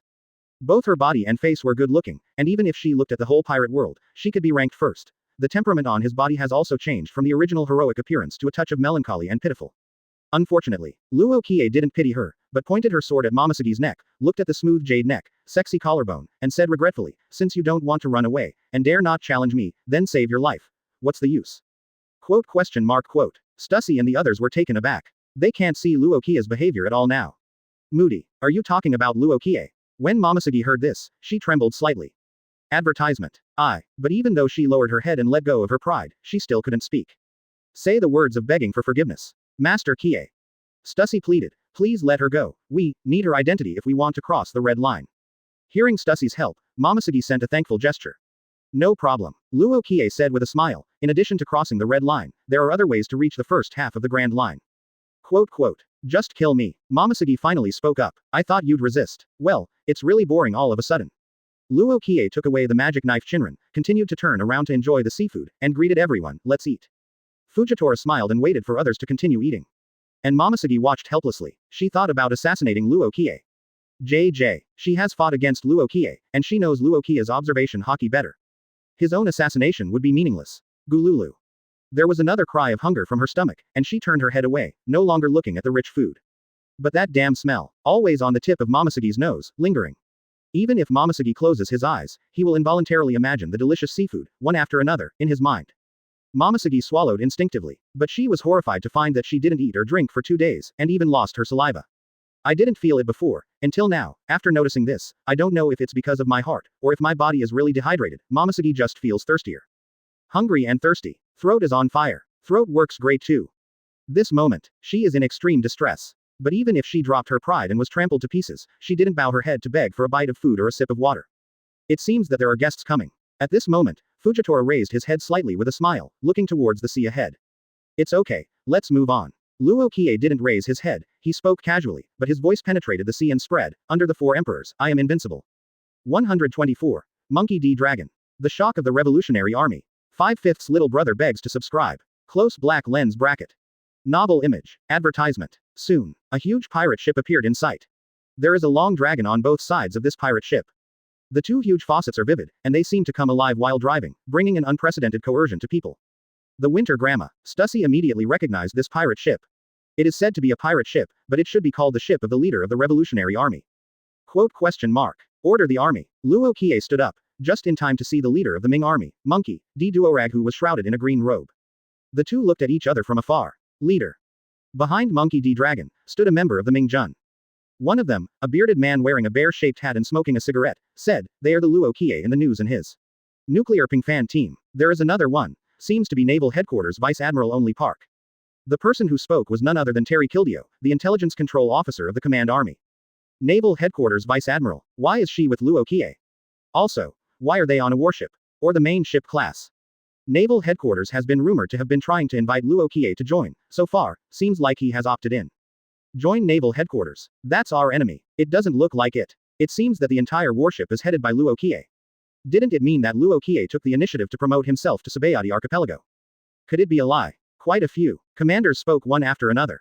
Naval Headquarters naturally blocked the news, and it was impossible for the world to know that Vice Admiral of Naval Headquarters was held hostage by Luo Qiye. Such a shameful thing. Naval Headquarters chose to hide.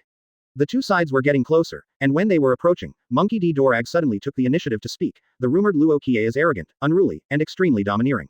Unexpectedly, he became a member of Naval Headquarters. Luo Qiye was slightly stunned, but immediately understood, seeing the presence of the warship and Momosuke. Mingjun misunderstood that he had joined the Naval Headquarters. He didn't bother to explain, and said with a smile, Naval Headquarters gave me the most beautiful Vice Admiral, I have no reason to refuse.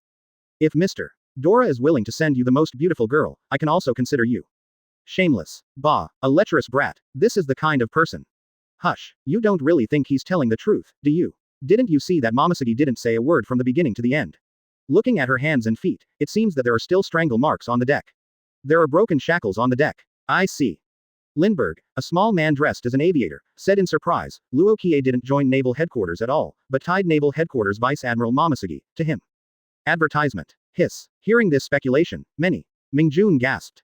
Really? He tied Naval Headquarters Vice Admiral.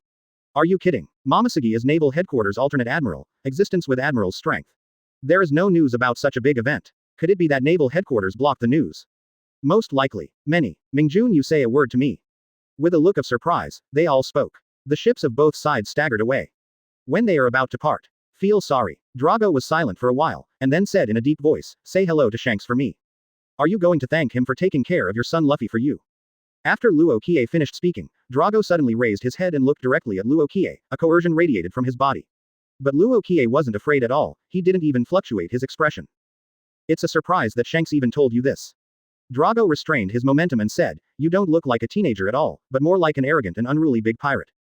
That's not what Shanks said. It's just that it's impossible for Drago to think of the word time travel.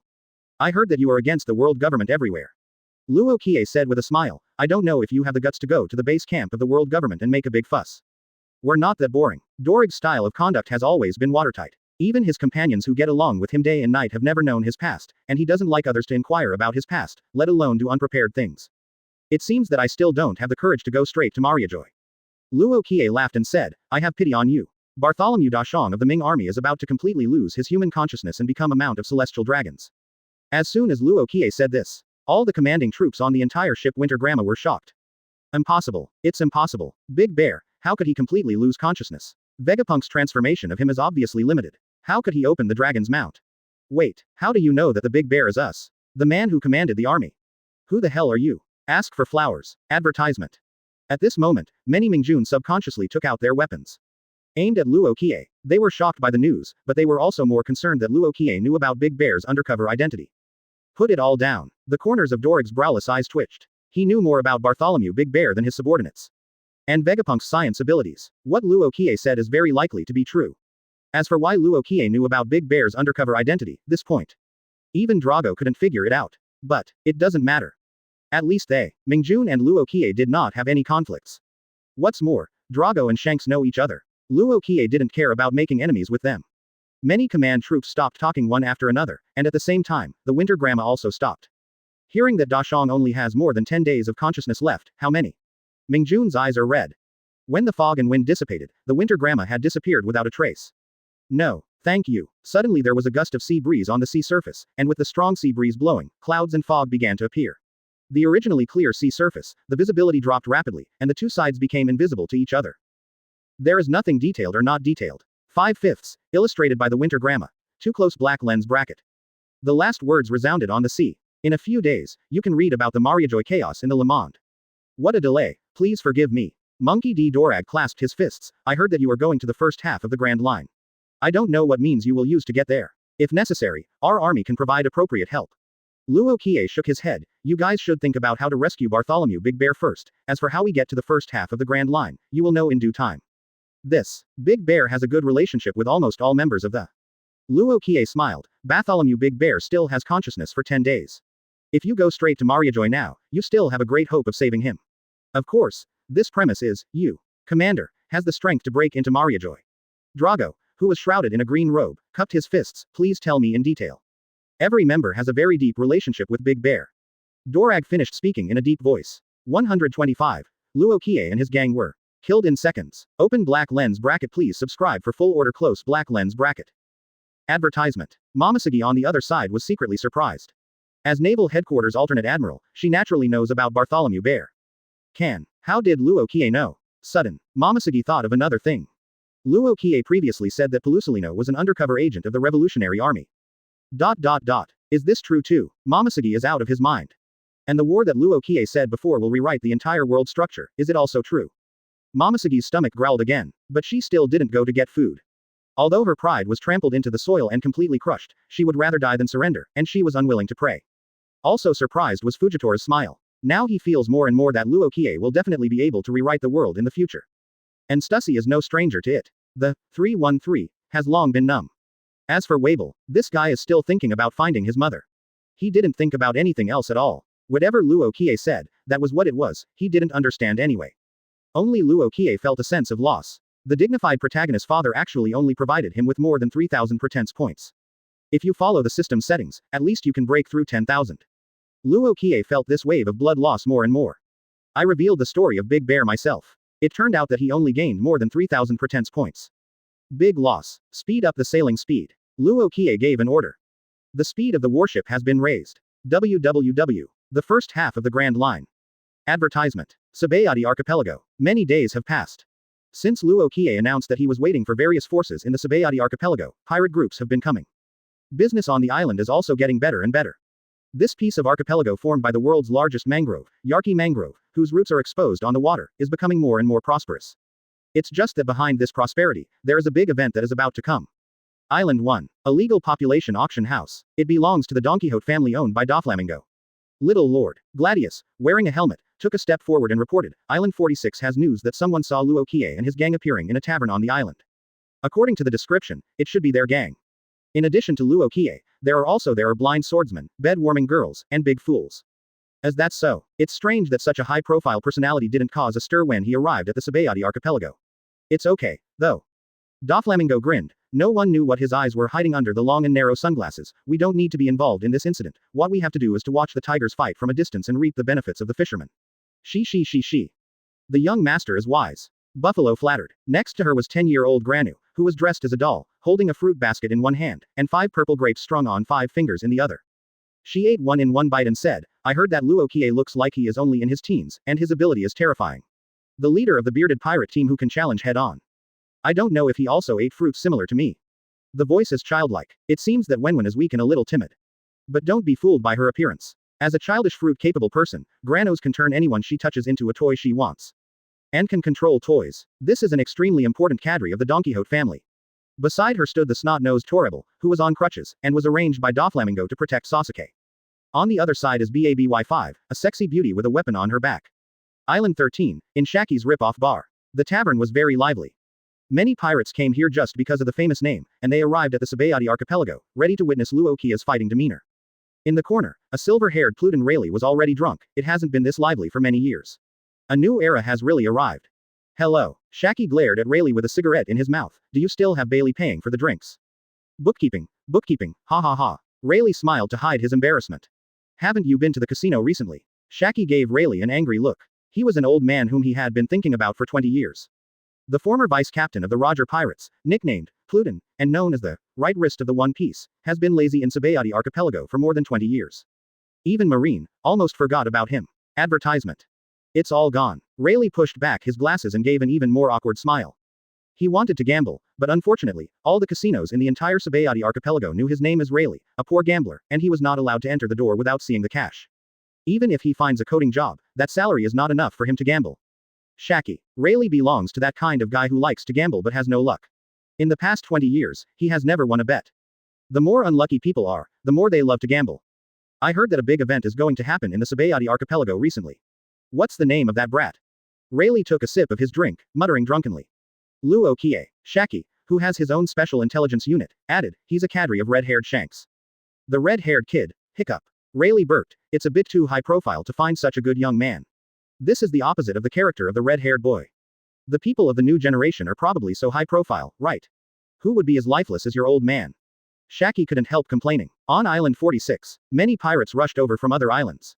Pirate groups of different sizes began to haunt Island 46 one after another, looking for Luo Qiye 2.0. Of course it is true. I saw it with my own eyes. Just as he was talking, suddenly there was an earth-shattering battle sound not far away. Then there was a scream. Luo Qiye and his gang were.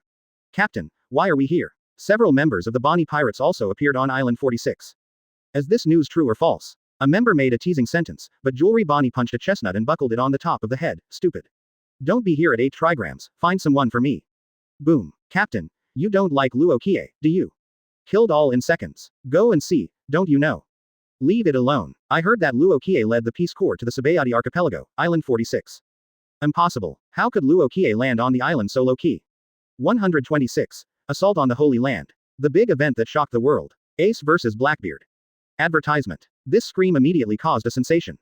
Luo Qiye and his gang were all instantly killed. Real or fake? Impossible. Luo Qiye is a strong man who can single-handedly challenge the captain of the Whitebeard pirate team. Although he is only in his teens, he is a real strong man. And the blind swordsman next to him. A meteorite fell from the sky, and even the fire disaster Jin, the first of the 3 major disasters of the Beast's pirates, has to avoid the edge for a while. It's just that on this mysterious sea, there are so many strong men like Crucian Carp crossing the river. What if there are mysterious strong men who come from New World and kill Luo Qiye and his gang? Who can kill them instantly? Go and see, soon. A bunch of pirates rushed towards the direction where the loud noise of the battle had just erupted. Island 66. Marine Station Base. Report. Report to Master Sakazuki. The signal soldier rushed over, and while saluting, he hurriedly reported, I just got the information that Luo Qiye and his gang appeared on Island 46. According to the information, they may be all killed. Quote. Akainu, who was wearing a red suit and a marine coat, frowned, and scolded in a deep voice, idiot. Luo Qiye's strength, how could it be possible to be instantly killed? If they are so weak, why do I need to do it myself? Akainu's voice carried the majesty of a superior.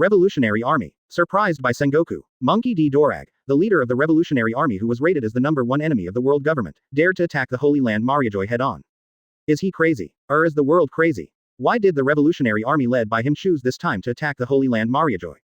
What does this have to do with Luo Qiye? After Sengoku hung up the phone bug, he immediately had people summon the existing forces of naval headquarters. Not long. Staff Crane, Hero Garp, Admiral Kuzan, Admiral's alternate, and Vice Admiral, a powerful headquarters, all appeared in the highest meeting room of naval headquarters. Kizaru is still fishing in New World. Akainu went to Sabaody archipelago. The marshal is in such a hurry to summon us, why? The T-Dolphin in a brown suit, with a cigarette in his mouth, asked leisurely. Important things. Sengoku said in a deep voice, please put out your cigarettes, everyone. I solemnly announce that the elite forces of the naval headquarters are urgently summoned and set off immediately to the Holy Land of Mariajoy. Support the world government. What happened? Why? Urgent support to the world government. Who is so bold? Everyone exclaimed. The word, support world government, has already explained everything. Sengoku said in a deep voice, I just received an urgent contact from the highest authority of the world government.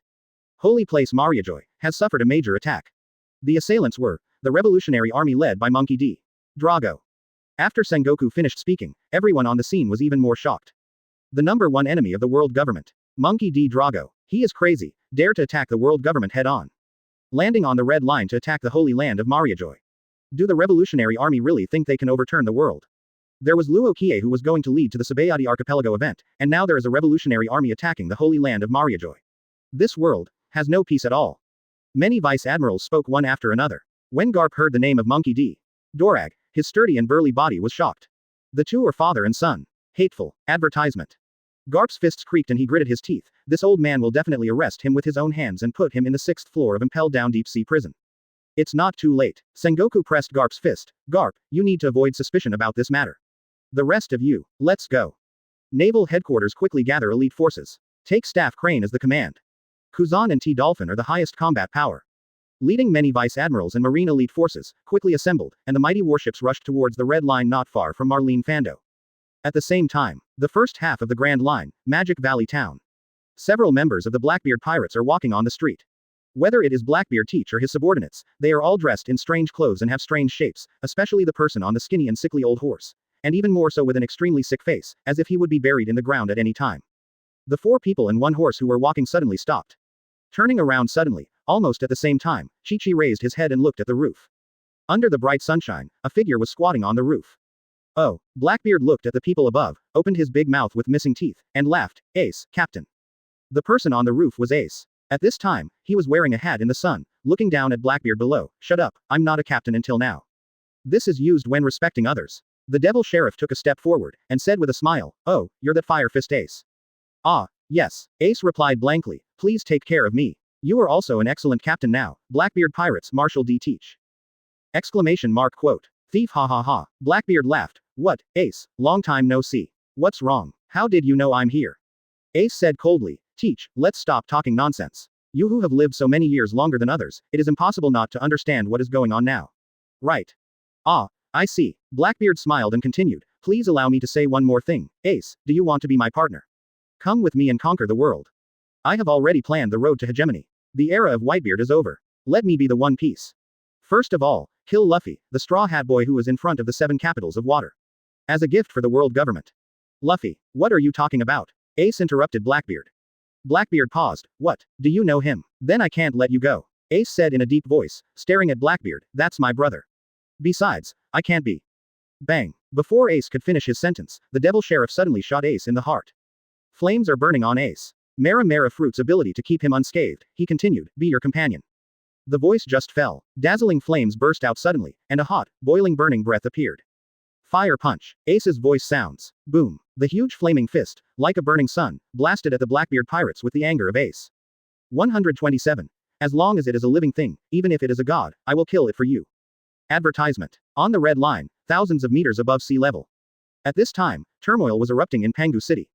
Dorag led the most elite forces of the Revolutionary Army, divided into multiple groups, and attacked different locations in Pangu City. The tactics were guerrilla tactics, killing or injuring the celestial dragons. After causing turmoil, they fled and changed position, another shot. The effect is very obvious. The entire holy land of Mariajoy is in chaos. But they didn't find the big bear in the first time, so they could only keep searching. The other side, Luo Qiye led the crowd, swaggeringly took the soap bubble elevator and landed on the red line. My lord Momoshiki, there is chaos caused by the Revolutionary Army in the Holy Land, we all have to provide emergency support, please take the escalator and go to the other side by yourself. Marine, who was originally leading the way for Luo Qiye and the others, rushed away after saying hello. Only Luo Qiye and others were left at the scene. Did not expect. Stussy said in surprise, I thought we would be blocked by people when we passed the Holy Land this time. I didn't expect it to go smoothly. Let's go. Luo Qiye glanced at Momoshiki. Unexpectedly, Momoshiki is quite cooperative these days. Certainly. Later, Stussy pleaded for Momoshiki, and naturally he didn't let Momoshiki continue to starve. No one thought that Luo Qiye, whom the whole world was looking for, was passing by Mariajoy at this moment. In fact, everyone understands the reason why this time it went so smoothly. No blockage was encountered. There are several reasons combined. Momoshiki finally agreed to lead the way, the Revolutionary Army attacked the Holy Land, Sengoku did not issue a reward order to Luo Qiye, Stussy's identity belongs to the CP organization, and ordinary Marines don't know it at all. There is also no reward order. Several people came to the escalator. As long as they stepped on the escalator, they didn't need to walk, and the escalator would automatically start moving forward. On both sides of the escalator, there are green forests and fresh air. A magnificent city stands in the middle of the forest. There is the Holy Land Mariajoy, also named Pangu City by the highest authority. The escalator is known as the power of the highest civilization in this world. Stussy was about to introduce this escalator. Fujitora suddenly opened his mouth with a smile. He tapped the escalator with his crutches, making a thumping sound. Observation Haki was released, and he could clearly see the structure below the escalator and the slave who was brandishing a whip, whipped, and pushed forward with difficulty. Fujitora smiled as he wanted to step on the moving ladder, stopped. The old man saw slaves down there, a lot. Advertisement. They were ragged and skinny, and they were scolded with whips, and they were beaten to pieces. Hiss. Fujitora laughed and gasped suddenly, because he saw all the slaves were covered with scars from whipping. One of the slaves happened to be beaten to death with a whip, and after the death effort fell, he kicked to the side up. There is no humanity at all. Is this the justice you Marines believe in? Fujitora turned to Momoshiki with a smile. Momoshiki also used observation Haki to witness the slave under the escalator and was beaten to death. Hearing Fujitora's question with a smile, Momoshiki's body trembled slightly. Justice. What exactly is justice? Distinguish them who are also human beings by their high or low. Inhuman slaves. Trample their lives as human beings wantonly. Fujitora laughed and asked in a low voice, what is the highest civilization? In my ignorance, this so-called Holy Land Mariajoy is just a demonic tot made of blood. Castlevania forged with blood. This sentence keeps roaring in Momoshiki's head. She subconsciously looked at Luo Qiye. This moment. The justice and faith that Momoshiki insists on are constantly shaking, crumbling, almost collapsing. Let's go. Luo Qiye didn't mind Fujitora's smile. But I didn't take the escalator anymore. Several people walked forward. It's not very far anyway. With the speed of a few people, it won't take long to reach the other end of the red line. At that time, if you go down the red line, you can quickly reach the Sabaody archipelago. But just a few people walked out not far away. Then I heard a loud bang on the ground. Everyone looked up. Several slaves with explosive collars around their necks were beaten with whips. And behind the slave, there is a huge man with a huge body, with his hands on the ground, moving forward quickly in the posture of an animal crawling. He wears a bear-shaped hat, and even if he bends over, he can tell his height. The minimum is 6 or 7 meters, which gives people a great sense of oppression, but such a guy with a strong visual impact is so powerful. Like a mount, walk on all fours. And on his back, an idiot-like man wearing a transparent bubble hood, with a snot hanging from his nose, was riding on it, waving a long whip, and beating many slaves. Celestial Dragons. Bartholomew Bear. Advertisement. Stussy let out a low cry. Without waiting for Luo Qiye and the others to speak, the celestial dragons riding on Bartholomew Big Bear stared straight at Stussy and Momoshiki, and shouted greedily, "Two beautiful women, hey, you guys too, I belong to Saint Charles Rose. Go back and be my concubine." The undisguised greed makes Momoshiki feel uncomfortable. Obviously, even though the Holy Land of Mariajoy has encountered an unprecedented attack, the celestial dragons are still having fun without any sense of crisis. Anyway, Marine will settle all crises for them. Lord Qiye. Quote. Stussy looked at Luo Qiye, waiting for his instructions. It seemed that as long as Luo Qiye gave an order, she could immediately kill the celestial dragons. Little devil and this blind old man, I am very upset to see you. St. Charles Rose pulls out the golden pistol. Bang, bang. The celestial dragons fired one shot at Luo Qiye, and another shot at Fujitora's smile. However, he didn't see the scene he was expecting, Luo Qiye and Fujitora laughing and falling in a pool of blood. Because Momoshiki shot and caught both bullets. Grab it in the palm of your hand. Momoshiki exerted a little force, and the 2 bullets turned into powder and fell from her palm. Is human life so worthless in the eyes of your world's nobles? Momoshiki looked up at the celestial dragons riding on the back of the big bear. This is the nobles of the world that their naval headquarters are desperately guarding. Tisk tisk, it turned out to be a hot beauty, Nuo Deshao, then you are the 13th concubine of this saint. Street. Charlo stared at Momoshiki greedily, drool and snot were about to fall, he said to himself, it looks good, has a good figure, it must be fun. Just as Stussy was about to kill him, Luo Qiye stopped him with a look. Golden Piro for you. Luo Qiye didn't bother to explain, and threw the golden Piro in his hand to Momoshiki, kill it. Momoshiki slowly pulled out Jinpyra, a cold light flashed across the blade. Kill them all. Seeing this scene, Street. Charles Rose immediately ordered the slaves to do it. Several slaves hesitated whether to do it or not. If you move, there is only one dead end. Luo Qiye's voice resounded faintly, don't talk about mere celestial dragons, as long as they are alive, even gods, I will kill them for you guys. PFF'd. Accompanied by Luo Qiye's voice, Momoshiki waved the golden vira in his hand, and a slash flew out, chopping off the head of Saint Charles, and the bubble hood burst and his body paint fell to the ground. 128. How dare you call me by my name if you are a mere defeated general? Advertisement. This, Saint Charles Rose, you, killed the nobles of the world. The slaves were terrified and backed away one by one. Open black lens bracket ding, close black lens bracket. Congratulations to host, you have successfully pretended to be aggressive, and you will get plus 3000 pretending points, close black lens bracket. After receiving the notification from the system, Luo Qiye didn't bother to stay here any longer, and said to Bartholomew Big Bear, Dorag is looking for you. Then he left with everyone.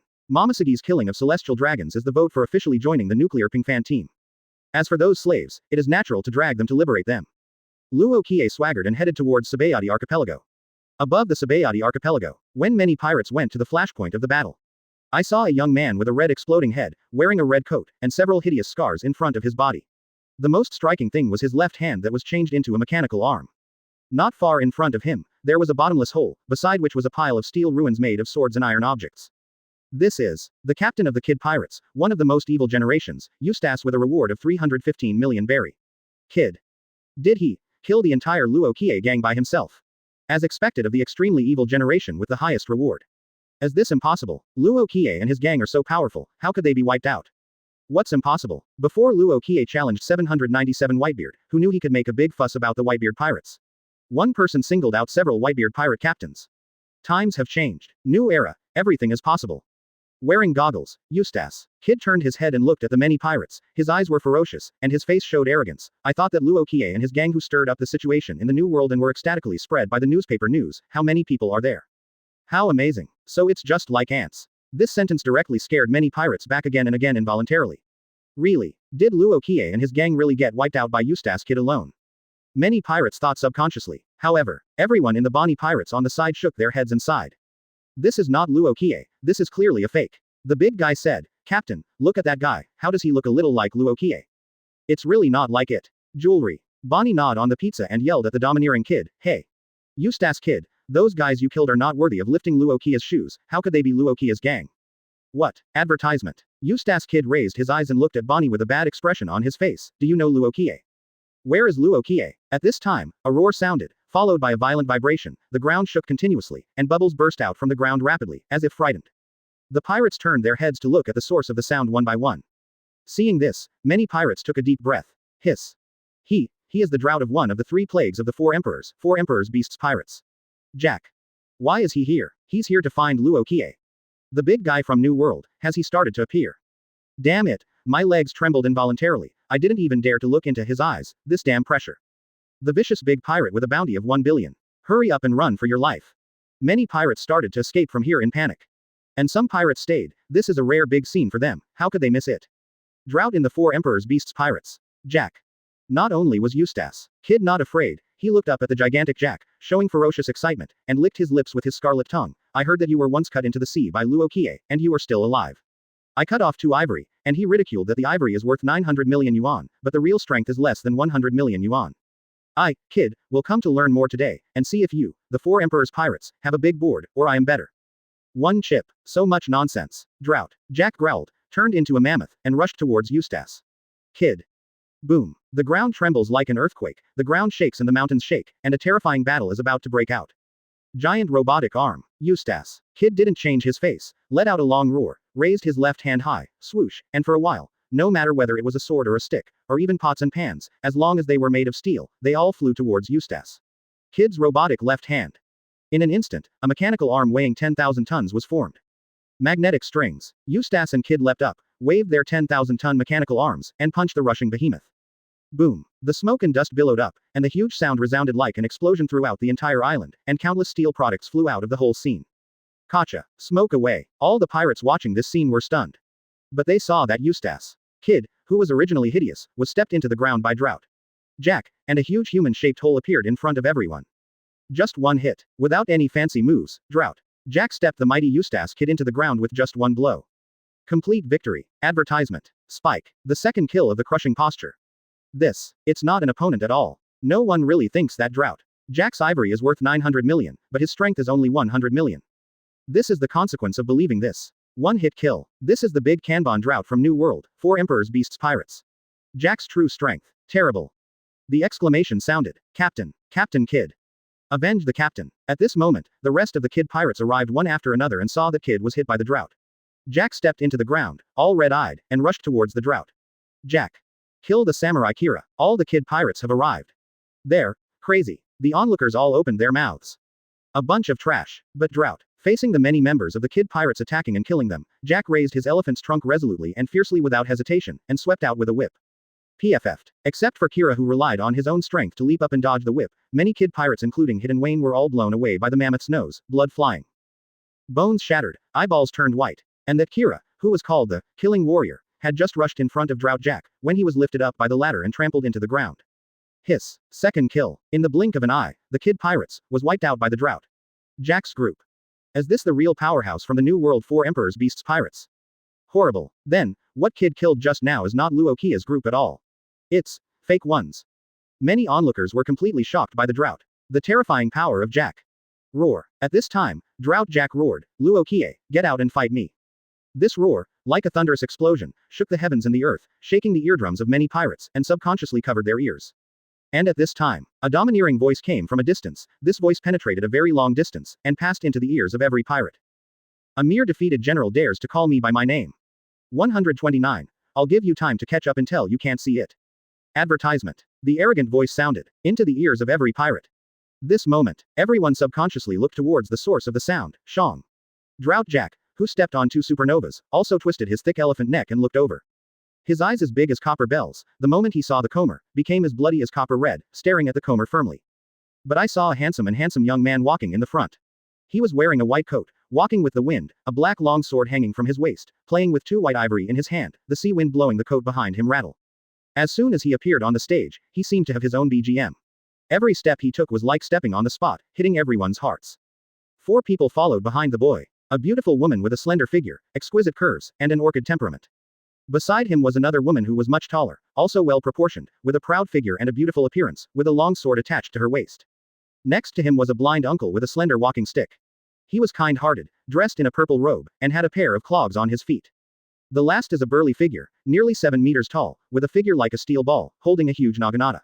The most eye-catching thing is not his figure, but his 2 crescent-shaped whitebeards. The 4 of them, headed by Luo Qiye, all wore white coats, followed behind Luo Qiye, striding toward the crowd. Majestic. Haki is perfect. This is Luo Qiye gang. Sure enough, the one who was wiped out by Kid earlier is a fake. As expected of Luo Qiye, you are so majestic. Do you want to fight? What Luo Qiye holds in his hand are the 2 ivories of Drought Jack. Hiss. Many pirates looked at the ivory in Luo Qiye's hand, and then looked at Drought Jack. They couldn't help but gasped. The rumors are true. Luo Qiye really pulled out the 2 tusks of Drought Jack. As expected of a legendary figure, this little boy has the appearance of 4 emperors. Amazing. It is rumored that he is only about 10 years old. If he is given another 10 years to grow up, maybe he can grow into the true king of the era of great pirates. One Piece. Times have changed. The Grand Line is about to change. Advertisement. Discussions keep ringing. But Drought Jack's big eyes with copper bells turned redder, his whole body seemed to be congested with blood, and the terrifying aura kept rising, like an active volcano that was about to erupt. With the breath of destruction. Open black lens bracket ding. Close black lens bracket. Open black lens bracket. Congratulations to host, you succeeded in pretending to be aggressive, and you got plus 4,780 points for pretending to be aggressive. Close black lens bracket. Luo Qiye raised his eyes slightly, and looked at the drought in front of Jack. His voice was flat, but it gave off a sense of supreme coercion, and the domineering intention flowed out invisible. It seems that you are very unconvinced. Roar. Drought Jack roared. The sound was earth-shattering and deafening, as if there were circles of ripples in the air. The soap bubbles were burst one by one, and the tall trees all around were rustling. Luo Qiye, today I will trample you into the stream. Crushed to pieces. Wash away the shame of the future. Gritting Drought Jack, trampled hard with a pair of front feet. Poor Kid and Kira, under Drought Jack's feet, all the bones in their bodies were broken, and they kept making crackling noises. It's just a defeat. Luo Qiye's voice is proud, and the sea breeze blows. He is like a supreme king. His eyes are like lightning. Mighty Haki, extremely arrogant. The enemy who was defeated by me will never be regarded as an opponent by me. I will give you time to catch up, until you are out of sight. Wow. As soon as these words came out, many pirates were in an uproar. Good for overbearing and arrogant words. If it didn't come from Luo Qiye, I would definitely think he is a lunatic. How do I feel? Even if it comes from Luo Qiye, he is a lunatic. This guy is a lunatic. You know, he said this to Drought Jack. I've never seen anyone dare to speak to the top cadre of the 4 Emperors pirates like that. As expected of Luo Qiye, in this world, there is nothing he dare not say, and there is nothing he dare not do. Just when many pirates were discussing, not far away, a group of people came. But the Don Quixote family headed by Doflamingo. Young master, that person is Luo Qiye from Red Hair Pirates. Gladius pointed forward and said, he is really arrogant, so I don't know if his strength is as powerful as the rumors say. Torrebel stepped forward. Dover, are we going to be involved in a conflict between the 4 emperors?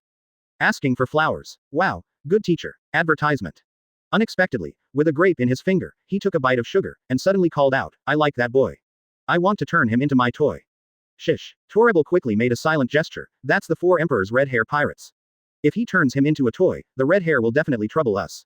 Now we can't afford to mess with him Red Hair Pirates. It can be heard from his words. What he was afraid of was not Luo Qiye, but 4 emperors Redhead Shanks. She. Doflamingo let out a sharp laugh, and he continued to move forward with a step of disbelief. We are just businessmen, even the 4 emperors, there is no reason to take action against us. 0. No one knows what Doflamingo is planning in his mind. I don't know what the purpose of his trip is. But when the pirates saw him approaching, the crowd automatically retreated to make a way. The pirates retreated subconsciously. 7 warlords of the sea, House Don Quixote, Doflamingo. He is here anyway. It's not just him. I also feel a lot of powerful and terrifying auras approaching here. Luo Qiye. How many powerful people have attracted to Sabaody Archipelago? This moment, everyone realized that today's Sabaody Archipelago is destined to be completely chaotic, and it is destined to usher in an unprecedented event, and it is destined to have countless powerful people coming. All this is a long story. In fact, it only happened for a very short period of time. Roar. Drought Jack heard Luo Qiye's words, and suddenly trampled on the ground with his front foot. For a moment, the ground shook like an earthquake, and there was a constant roar. Little devil, you are looking for 38. That cruel and domineering mammoth rushed towards Luo Qiye. Every time you step on the ground, there will be a loud noise. One can imagine the drought, the hatred and killing intent in Jack's heart. Momisagi just wanted to make a move, but was stopped by Luo Qiye. He gently pulled out the magic knife 1000 blades. Blue light and purple light flashed on the stripes on the blade. Luo Qiye met the mammoth who came to kill with the force of thunder. The elephant walked forward slowly, and gave a loud clang. Today, kill the elephant. 130. The light of the firefly, dare to compete with the bright moon. Kneeling for full order. Advertisement. Phew. The 2 tusks were thrown out by Luo Qiye. Like arrows, they shot towards Drought Jack. Seeing these 2 tusks that Luo Qiye pulled out from his body, Jack, who was already furious, became even more furious at this moment. Two flame-like auras spewed out from the mammoth's nose. Out. Die to me. Drought Jack galloped and caused an earthquake, carrying a terrifying aura, suddenly jumped up, and trampled down on Luo Qiye below. Huge shadows loom from the sky. Like a mountain that blocks the sky, suppress it. Under the trampling of this behemoth, it seems that everything will be destroyed by it, everything will be exhausted and destroyed, the momentum is mighty, boundless terror. I don't know how many pirates can't help trembling when they see this blow. This reminded them of the tragic situation of Kid and Lackey before. 280. Spike. As supernovas, they were completely and instantly killed by Drought Jack. But now the blow of Drought Jack is far more than before, and the horror has reached the limit. Even if they are far away, they can't help but feel terrified, and feel an unprecedented breath of destruction. This is Drought Jack. Especially the members of the Don Quixote family are full of self-confidence. Drought. Will Jack be too cruel? Torrebel said slowly. Dover, it seems that we don't need to take action here.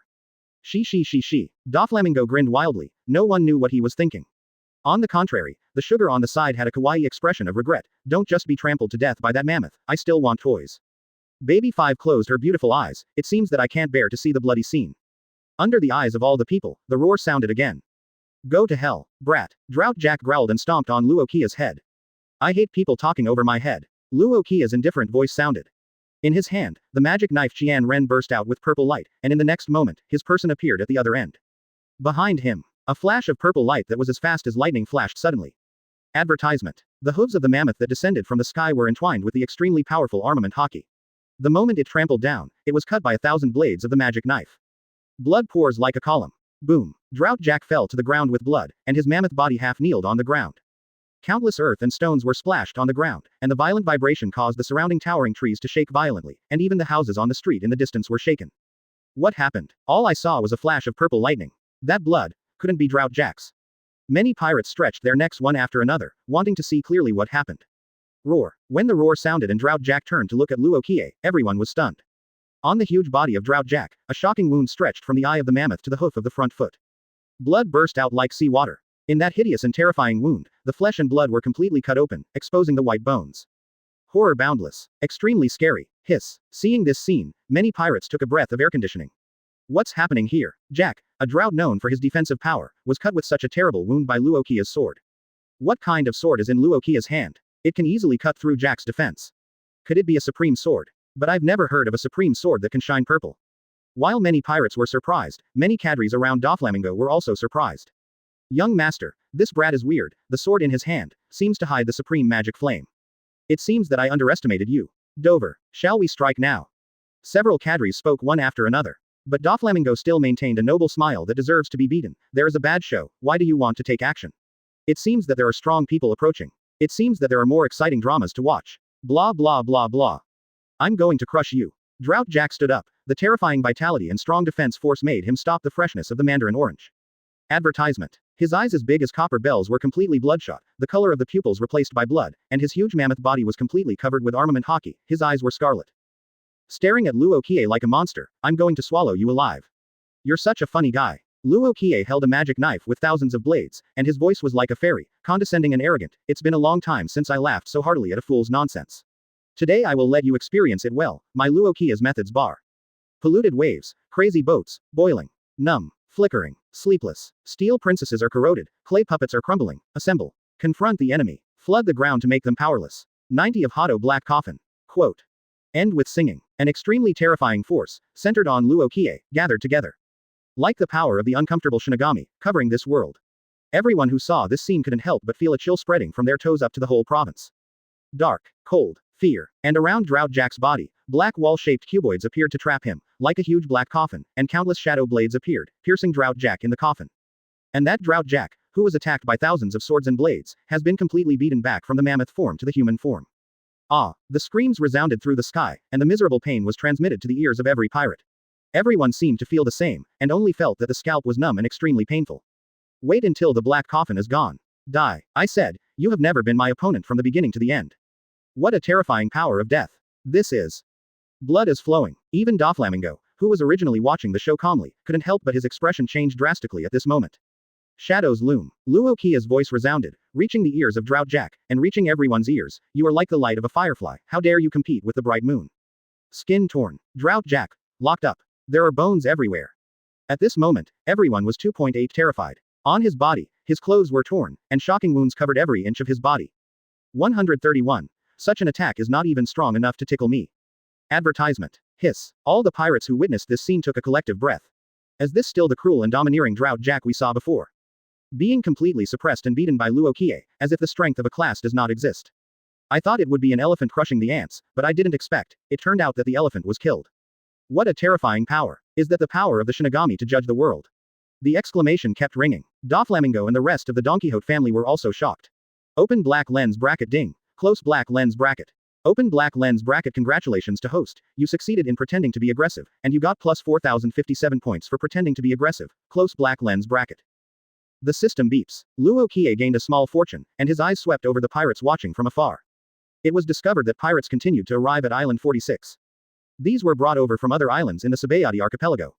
On the contrary, Luo Qiye did not rush to kill Drought Jack, and waited for more pirates to arrive before making a move. Naturally, he could reap more pretense points. And more pirates came over, which also attracted the exclamation of many pirates who arrived earlier. World Economic News, Big News, Morgans. Heart Pirates led by Supernova Trafalgar Law. Supernova Buzz 24 Hawkins. Supernova X Drake's gang. Pirates from New World. These guys, are they all here for Luo Qiye? As expected of Luo Qiye, with just one sentence, so many big pirates gathered here. As a big pirate with a reward of hundreds of millions arrived at Island 46, exclamations and discussions continued to ring out, and more pirates were watching. Speed up the live broadcast. Morgans became even more busy. One by one, the subordinates pushed the camera phone bug and the projection phone bug over. These special phone bugs have camera and broadcast functions, and can broadcast the captured images to other islands in the form of live broadcast.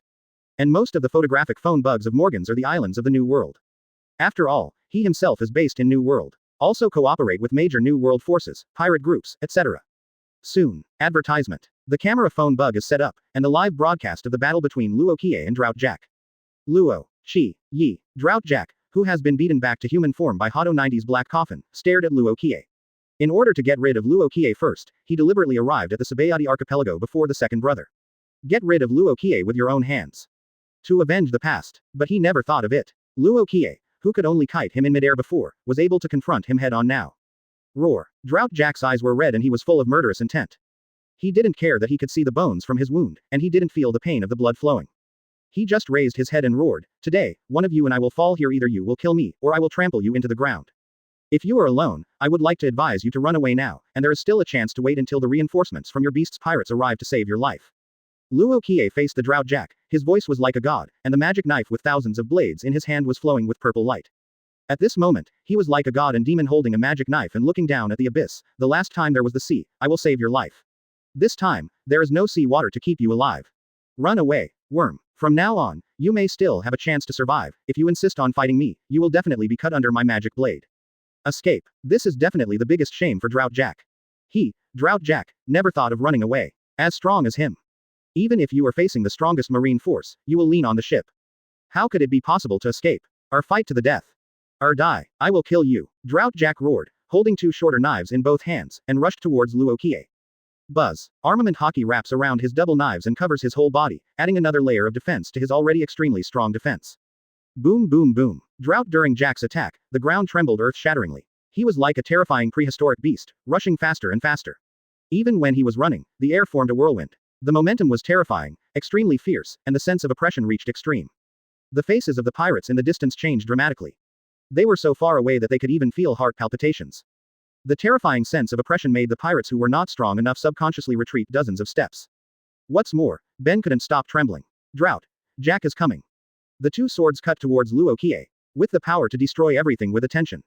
Advertisement. The two terrifying slashes made a sonic boom, which was extremely ear-piercing and astonishing. The sound alone was enough to feel the terrifying and destructive power of these two slashes, enough to cut off islands and mountains.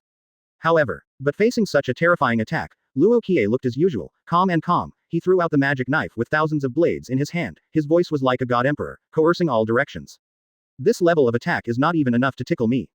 Gotcha. Drought Jack cut off the magic knife thousand blades twice. The blade shattered into countless pieces, and the handle was rolled back, and at the same time, he slashed fiercely at Luo Qiye.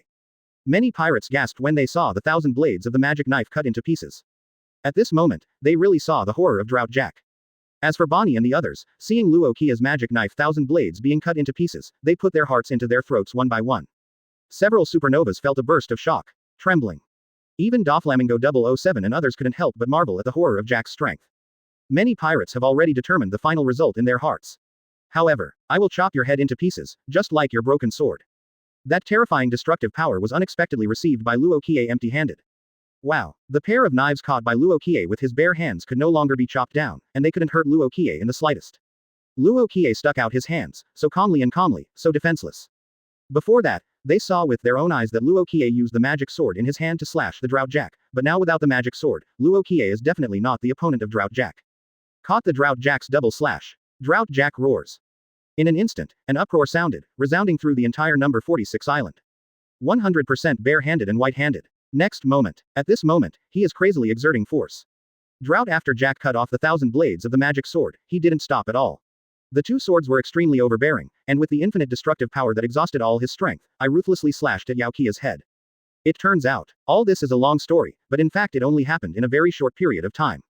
At this moment, Drought Jack's eyes widened, and he thought of the scene of fighting Luo Qiye before. Luo Qiye lost the magic sword in his hand, and must be beheaded by Drought Jack. 132.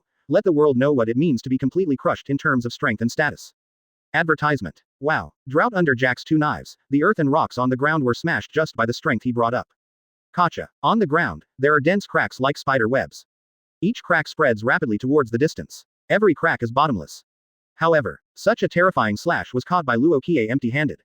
Calm down. As if eating and drinking water, simple and easy, just one hand and one knife, let the Drought how Jack exerts his power. Luo Qiye has become like the king of the Ming dynasty, standing still, standing proudly.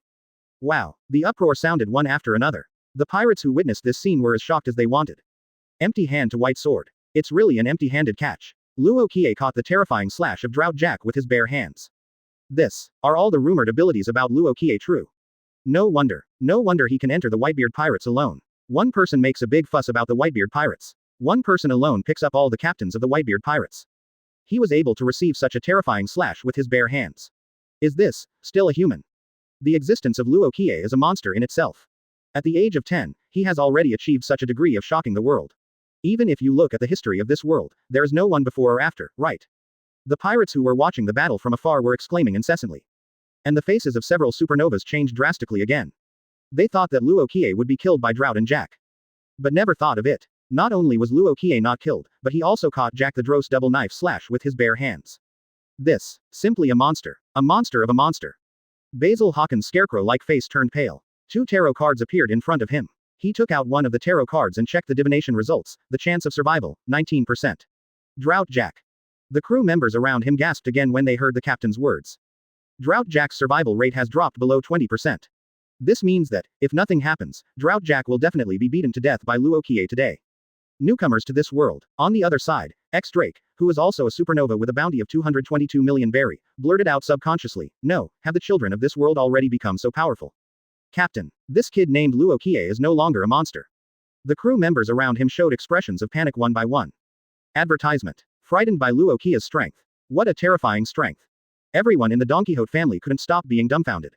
Even though they dominate the New World and trade with the 4 Emperors pirate group all the year round, they are already familiar with the terrifying powerhouses above the New World Sea, and the scene in front of them still shocks them. Granu was even more stunned in place, and even forgot to take out the finger in his mouth, exclaiming vaguely, "It makes me feel the fear deep in my breath, it's terrible. This is an existence we cannot easily provoke," Torrebel said in such a deep voice. Even Doflamingo, at this moment, stared at Luo Qiye with his head down, silent. It would be great if I could do something for him. Only BABY5, dressed in a maid outfit, said expectantly. The rest of the pirates in the distance were even more frightened and retreated again. They no longer dare to stand too far ahead to watch the battle. Afraid of being affected by the aftermath of the battle. This level of fighting is beyond their tolerance. Even if it is just the aftermath of the battle, it will be devastating to them. Is Luo Qiye really the reincarnation of a monster? Why is he so strong when he is in his teens? Monsters cannot be explained by science. On this mysterious sea, there are too many monsters, but I have never seen or heard of such a terrifying monster like Luo Qiye. It's a shame he didn't get to see his duel with Whitebeard in the end. There are pirates from New World, so sorry. Soon, I have the feeling, it feels like I'm going to see another bigger event soon. I also have a feeling that after today, there will be a more sensational event that will happen in the world. A pirate said so. A lot of people are staring at it. Open black lens bracket ding. Close black lens bracket. Open black lens bracket. Congratulations to host, you have succeeded in pretending to be aggressive, and you have gained plus 8,090 points for pretending to be aggressive. Close black lens bracket. Luo Qiye himself didn't expect that this time he had harvested more than 8,000 pretense points. Quite a surprise. The knife is well swung, but the strength is so weak. Luo Qiye's voice sounded again. At this moment, his momentum was like a rainbow, his voice was like a bell, like a god who judged everything in the world. This level of power, in my eyes, is just as weak as mayfly. Show the power of your tongue. Drought seeing that he could no longer injure Luo Qiye with his double swords, Jack resolutely gave up his double swords and slammed his fists at Luo Qiye. Today, I will crush your body. Smash your head off. Destroy your heart to pieces. Let you see my cruel methods. Advertisement. Drought Jack roars again and again. Double fist covered armament Haki. With the power to destroy everything.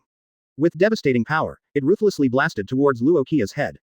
I told you already. Luo Qiye stood still, his voice was like thunder, the vitality is not commensurate with the strength.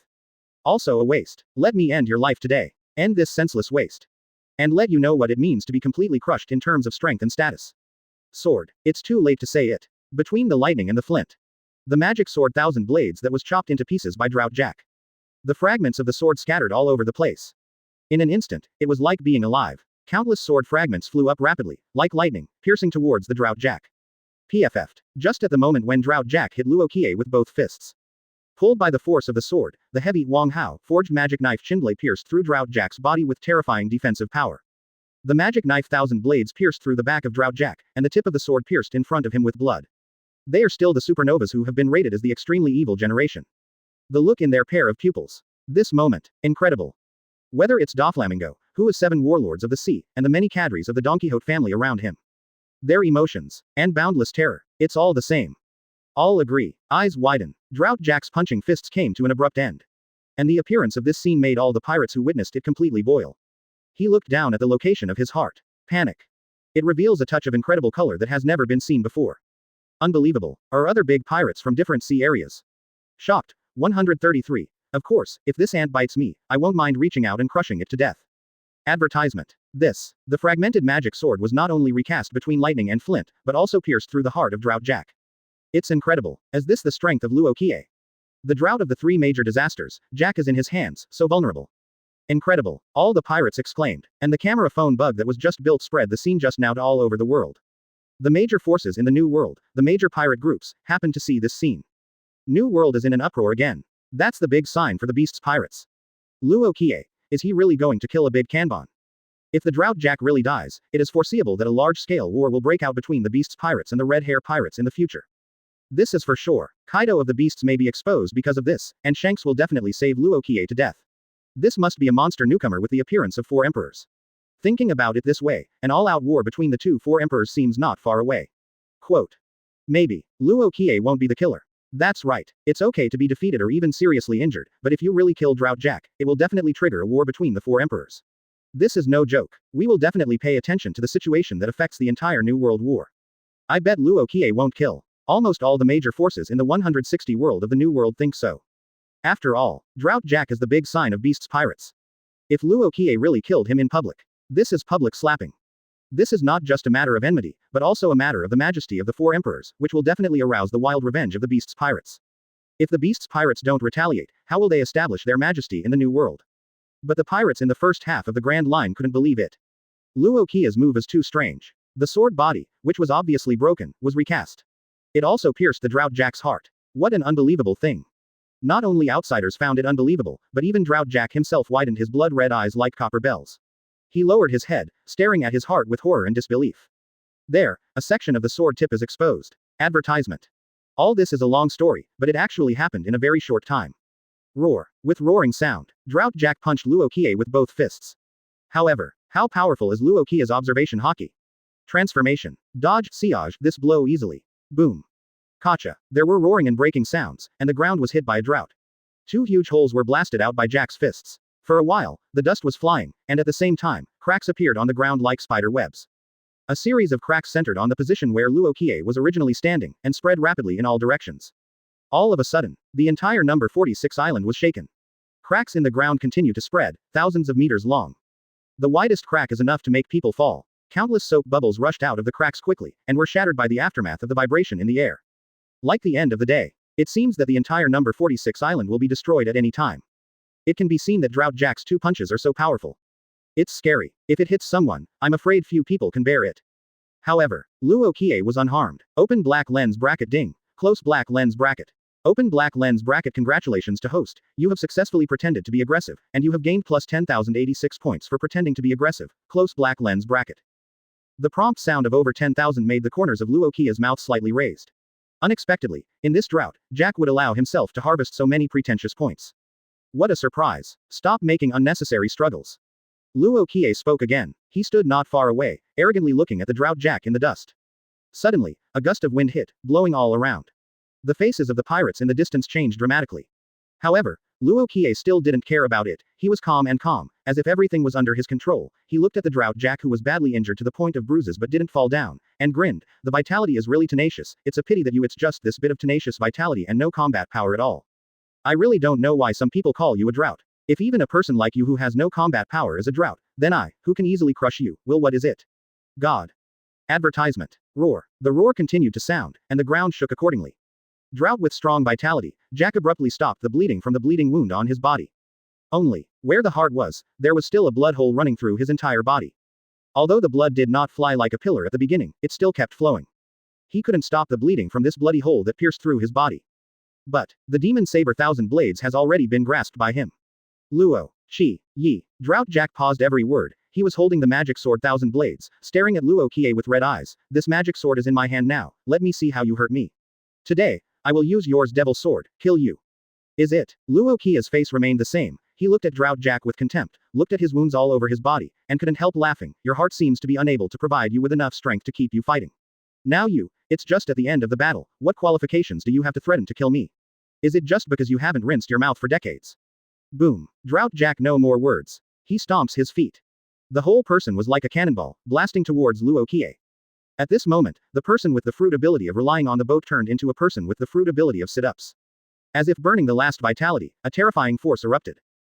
Drought Jack, you must die here today. The pirates in the distance saw that the Drought Jack, whose heart had been pierced, was able to unleash such a terrifying attack, and subconsciously took a deep breath. Worthy of a creepy creature from the beast's pirates.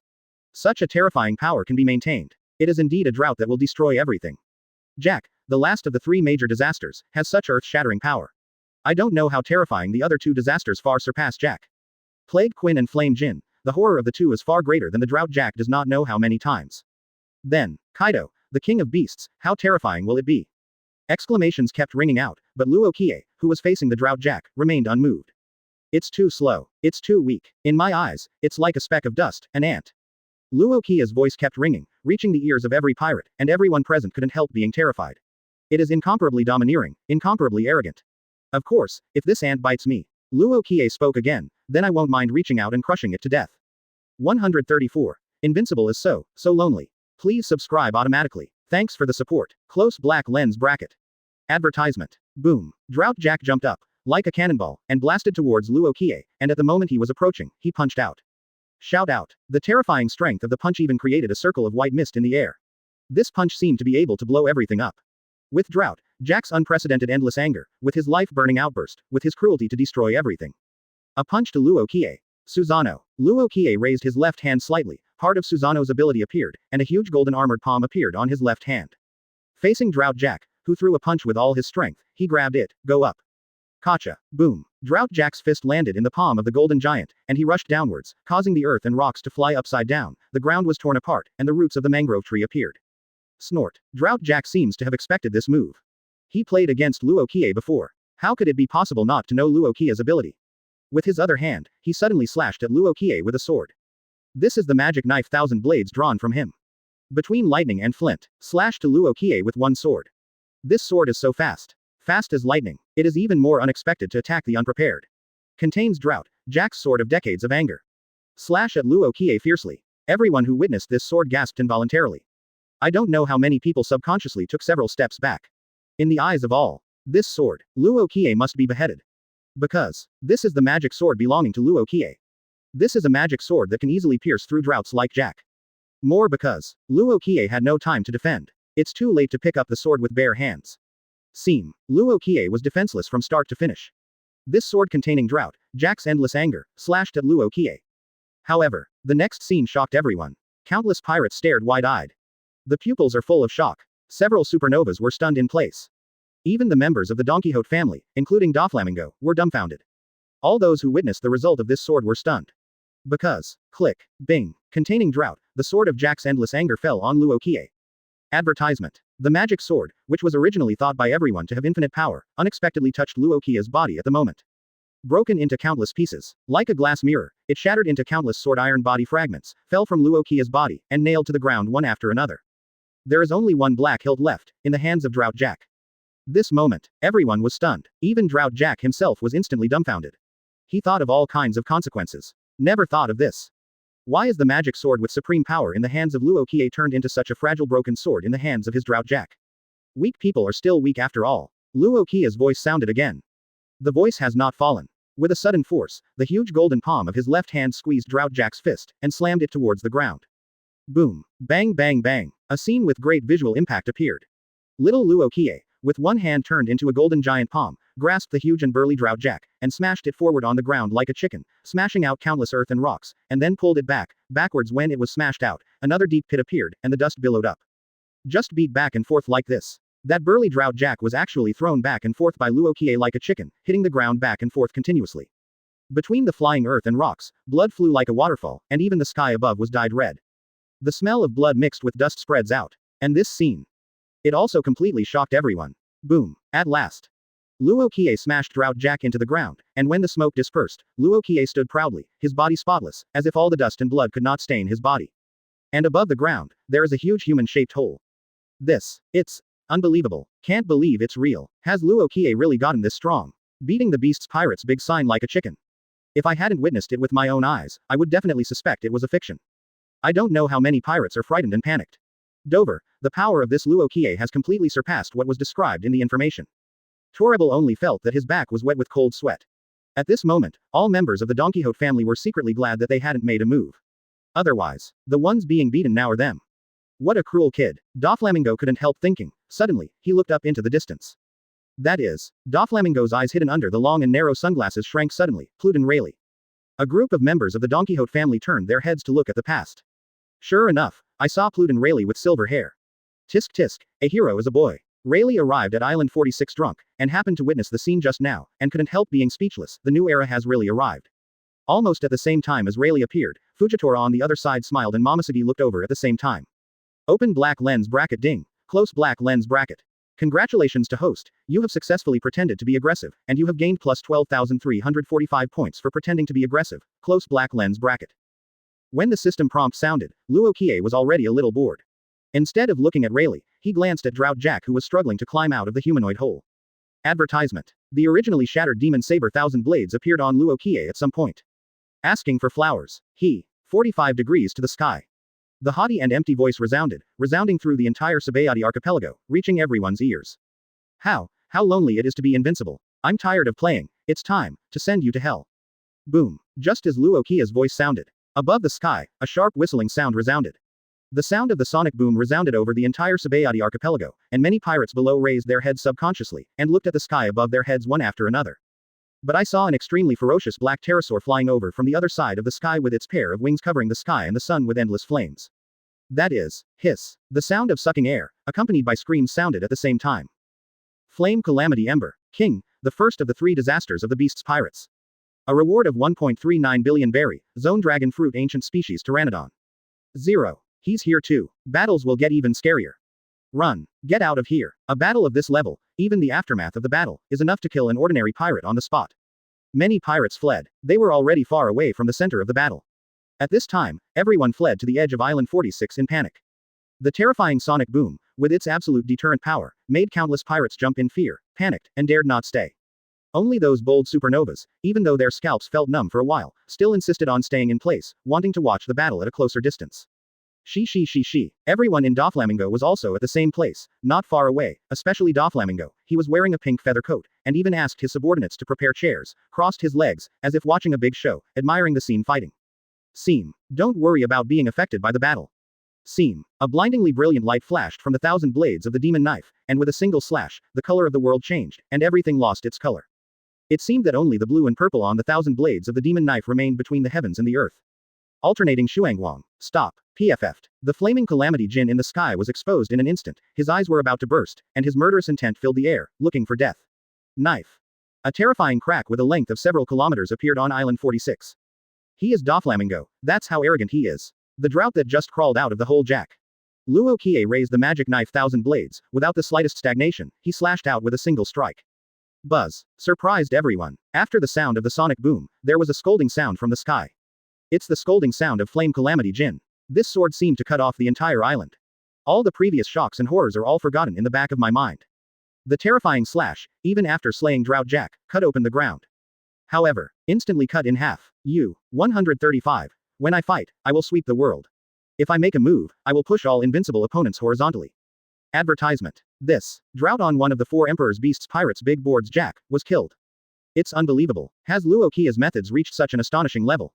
The island will be cut off by one of his swords. Is this Luo Qiye's swordsmanship? If I hadn't seen it with my own eyes, I wouldn't have believed it was real.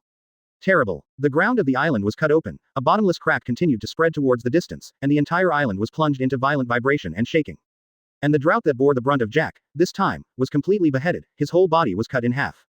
Neat two halves. Fall straight down. The pirates who witnessed all this, at this moment, were all shocked to the point where it cannot be added.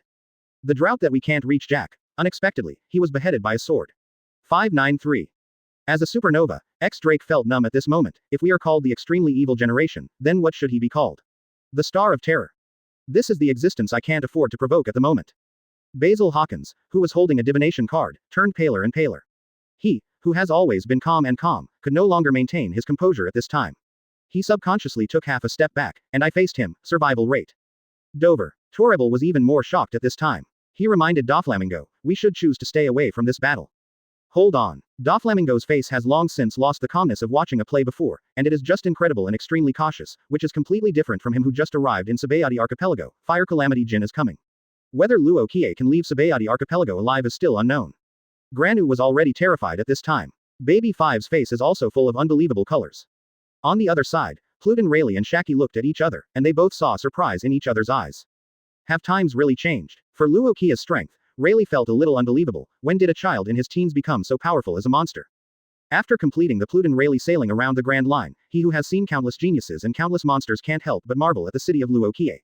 Let's see how he ends up. After Shaki was stunned, his gaze fell on the Flame Calamity Jin who was swiftly attacking in midair. The strength of this pterosaur is far above that of a mammoth. Die. It was too late to say it, and then it was too late. The pteranodon-shaped Flame Calamity Jin, carrying endless flames and boundless killing intent, came towards Luo Qiye, dragged a terrifying flame trail in the air, and roared. At this moment, he suddenly slashed out with a knife.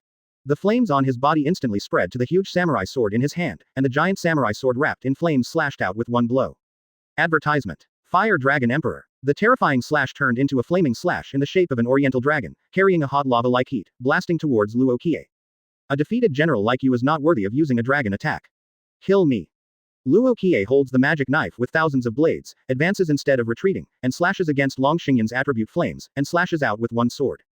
Thorn. The 1,000 blades of the magic knife burst into purple light, and split the roaring dragon-shaped flame into two, directly breaking through the dragon's head, just like splitting bamboo, cutting it in two from head to tail with one sword half.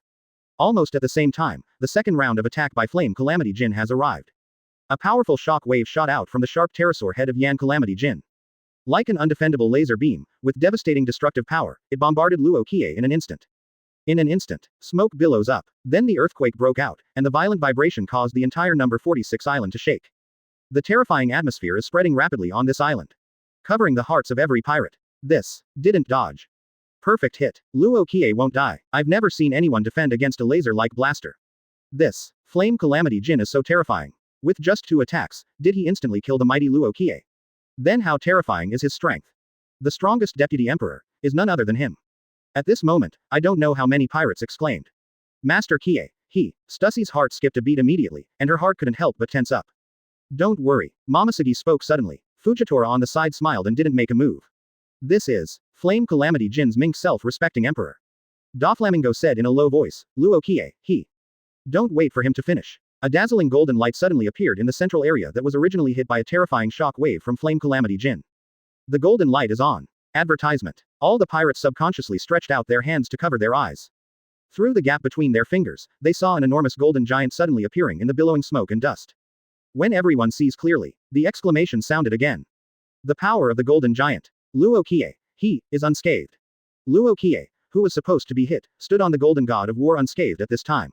He stood proudly, His gaze was like lightning, and he looked directly at Flame Calamity Jin. You who have accumulated anger for so long, can you only send out such weak attacks that can only scratch it? Little devil, Hugh is going crazy. Flame Calamity Jin roared, charged up and slashed out. You. Guard. Fire Dragon Emperor. This time, a more terrifying and larger fire dragon slash appeared, with a destructive aura and a power that could not be seen directly. It roared towards Luo Qiye. The moment the sonic boom sounded, a huge fire dragon attack is coming. However, facing the more violent fire dragon attack, Luo Qiye didn't even look at it. Full body Susanoo clenched her fist, and the golden fist blasted out impressively. This punch is simple and crude, but it carries terrifying and boundless power. A punch hit the head of the fire dragon fiercely. Boom. There was an explosion sound, and the huge fire dragon attacked, was instantly blown up, turned into flames that filled the sky, and poured out in all directions. However, at this time, Yan 3.6 Calamity Jin had already brought the power of thunder and the determination to kill, and killed Luo Qiye not far away at an extremely fast speed. Emperor Dan Gong. Flame Calamity Jin poured all his power into his wings, and those wings that covered the sky and the sun, with unparalleled terrifying and destructive power, struck Luo Qiye with all his might. This moment, the sky has become dark. Everything seems to have ceased to exist, and it seems that there is only this blow left in the world. As if everything would be dimmed under this blow. This is the strongest blow of Flame Calamity Jin. Useless. Luo Qiye's expression remained unchanged, his voice was resolute and powerful, as if even a torrent of steel would be crushed by one of his words, vanish into thin air, and cease to exist. When I am here, the sky is clear and bright. When I fight, I will definitely sweep the world. When I make a move, I will push all invincible hands horizontally.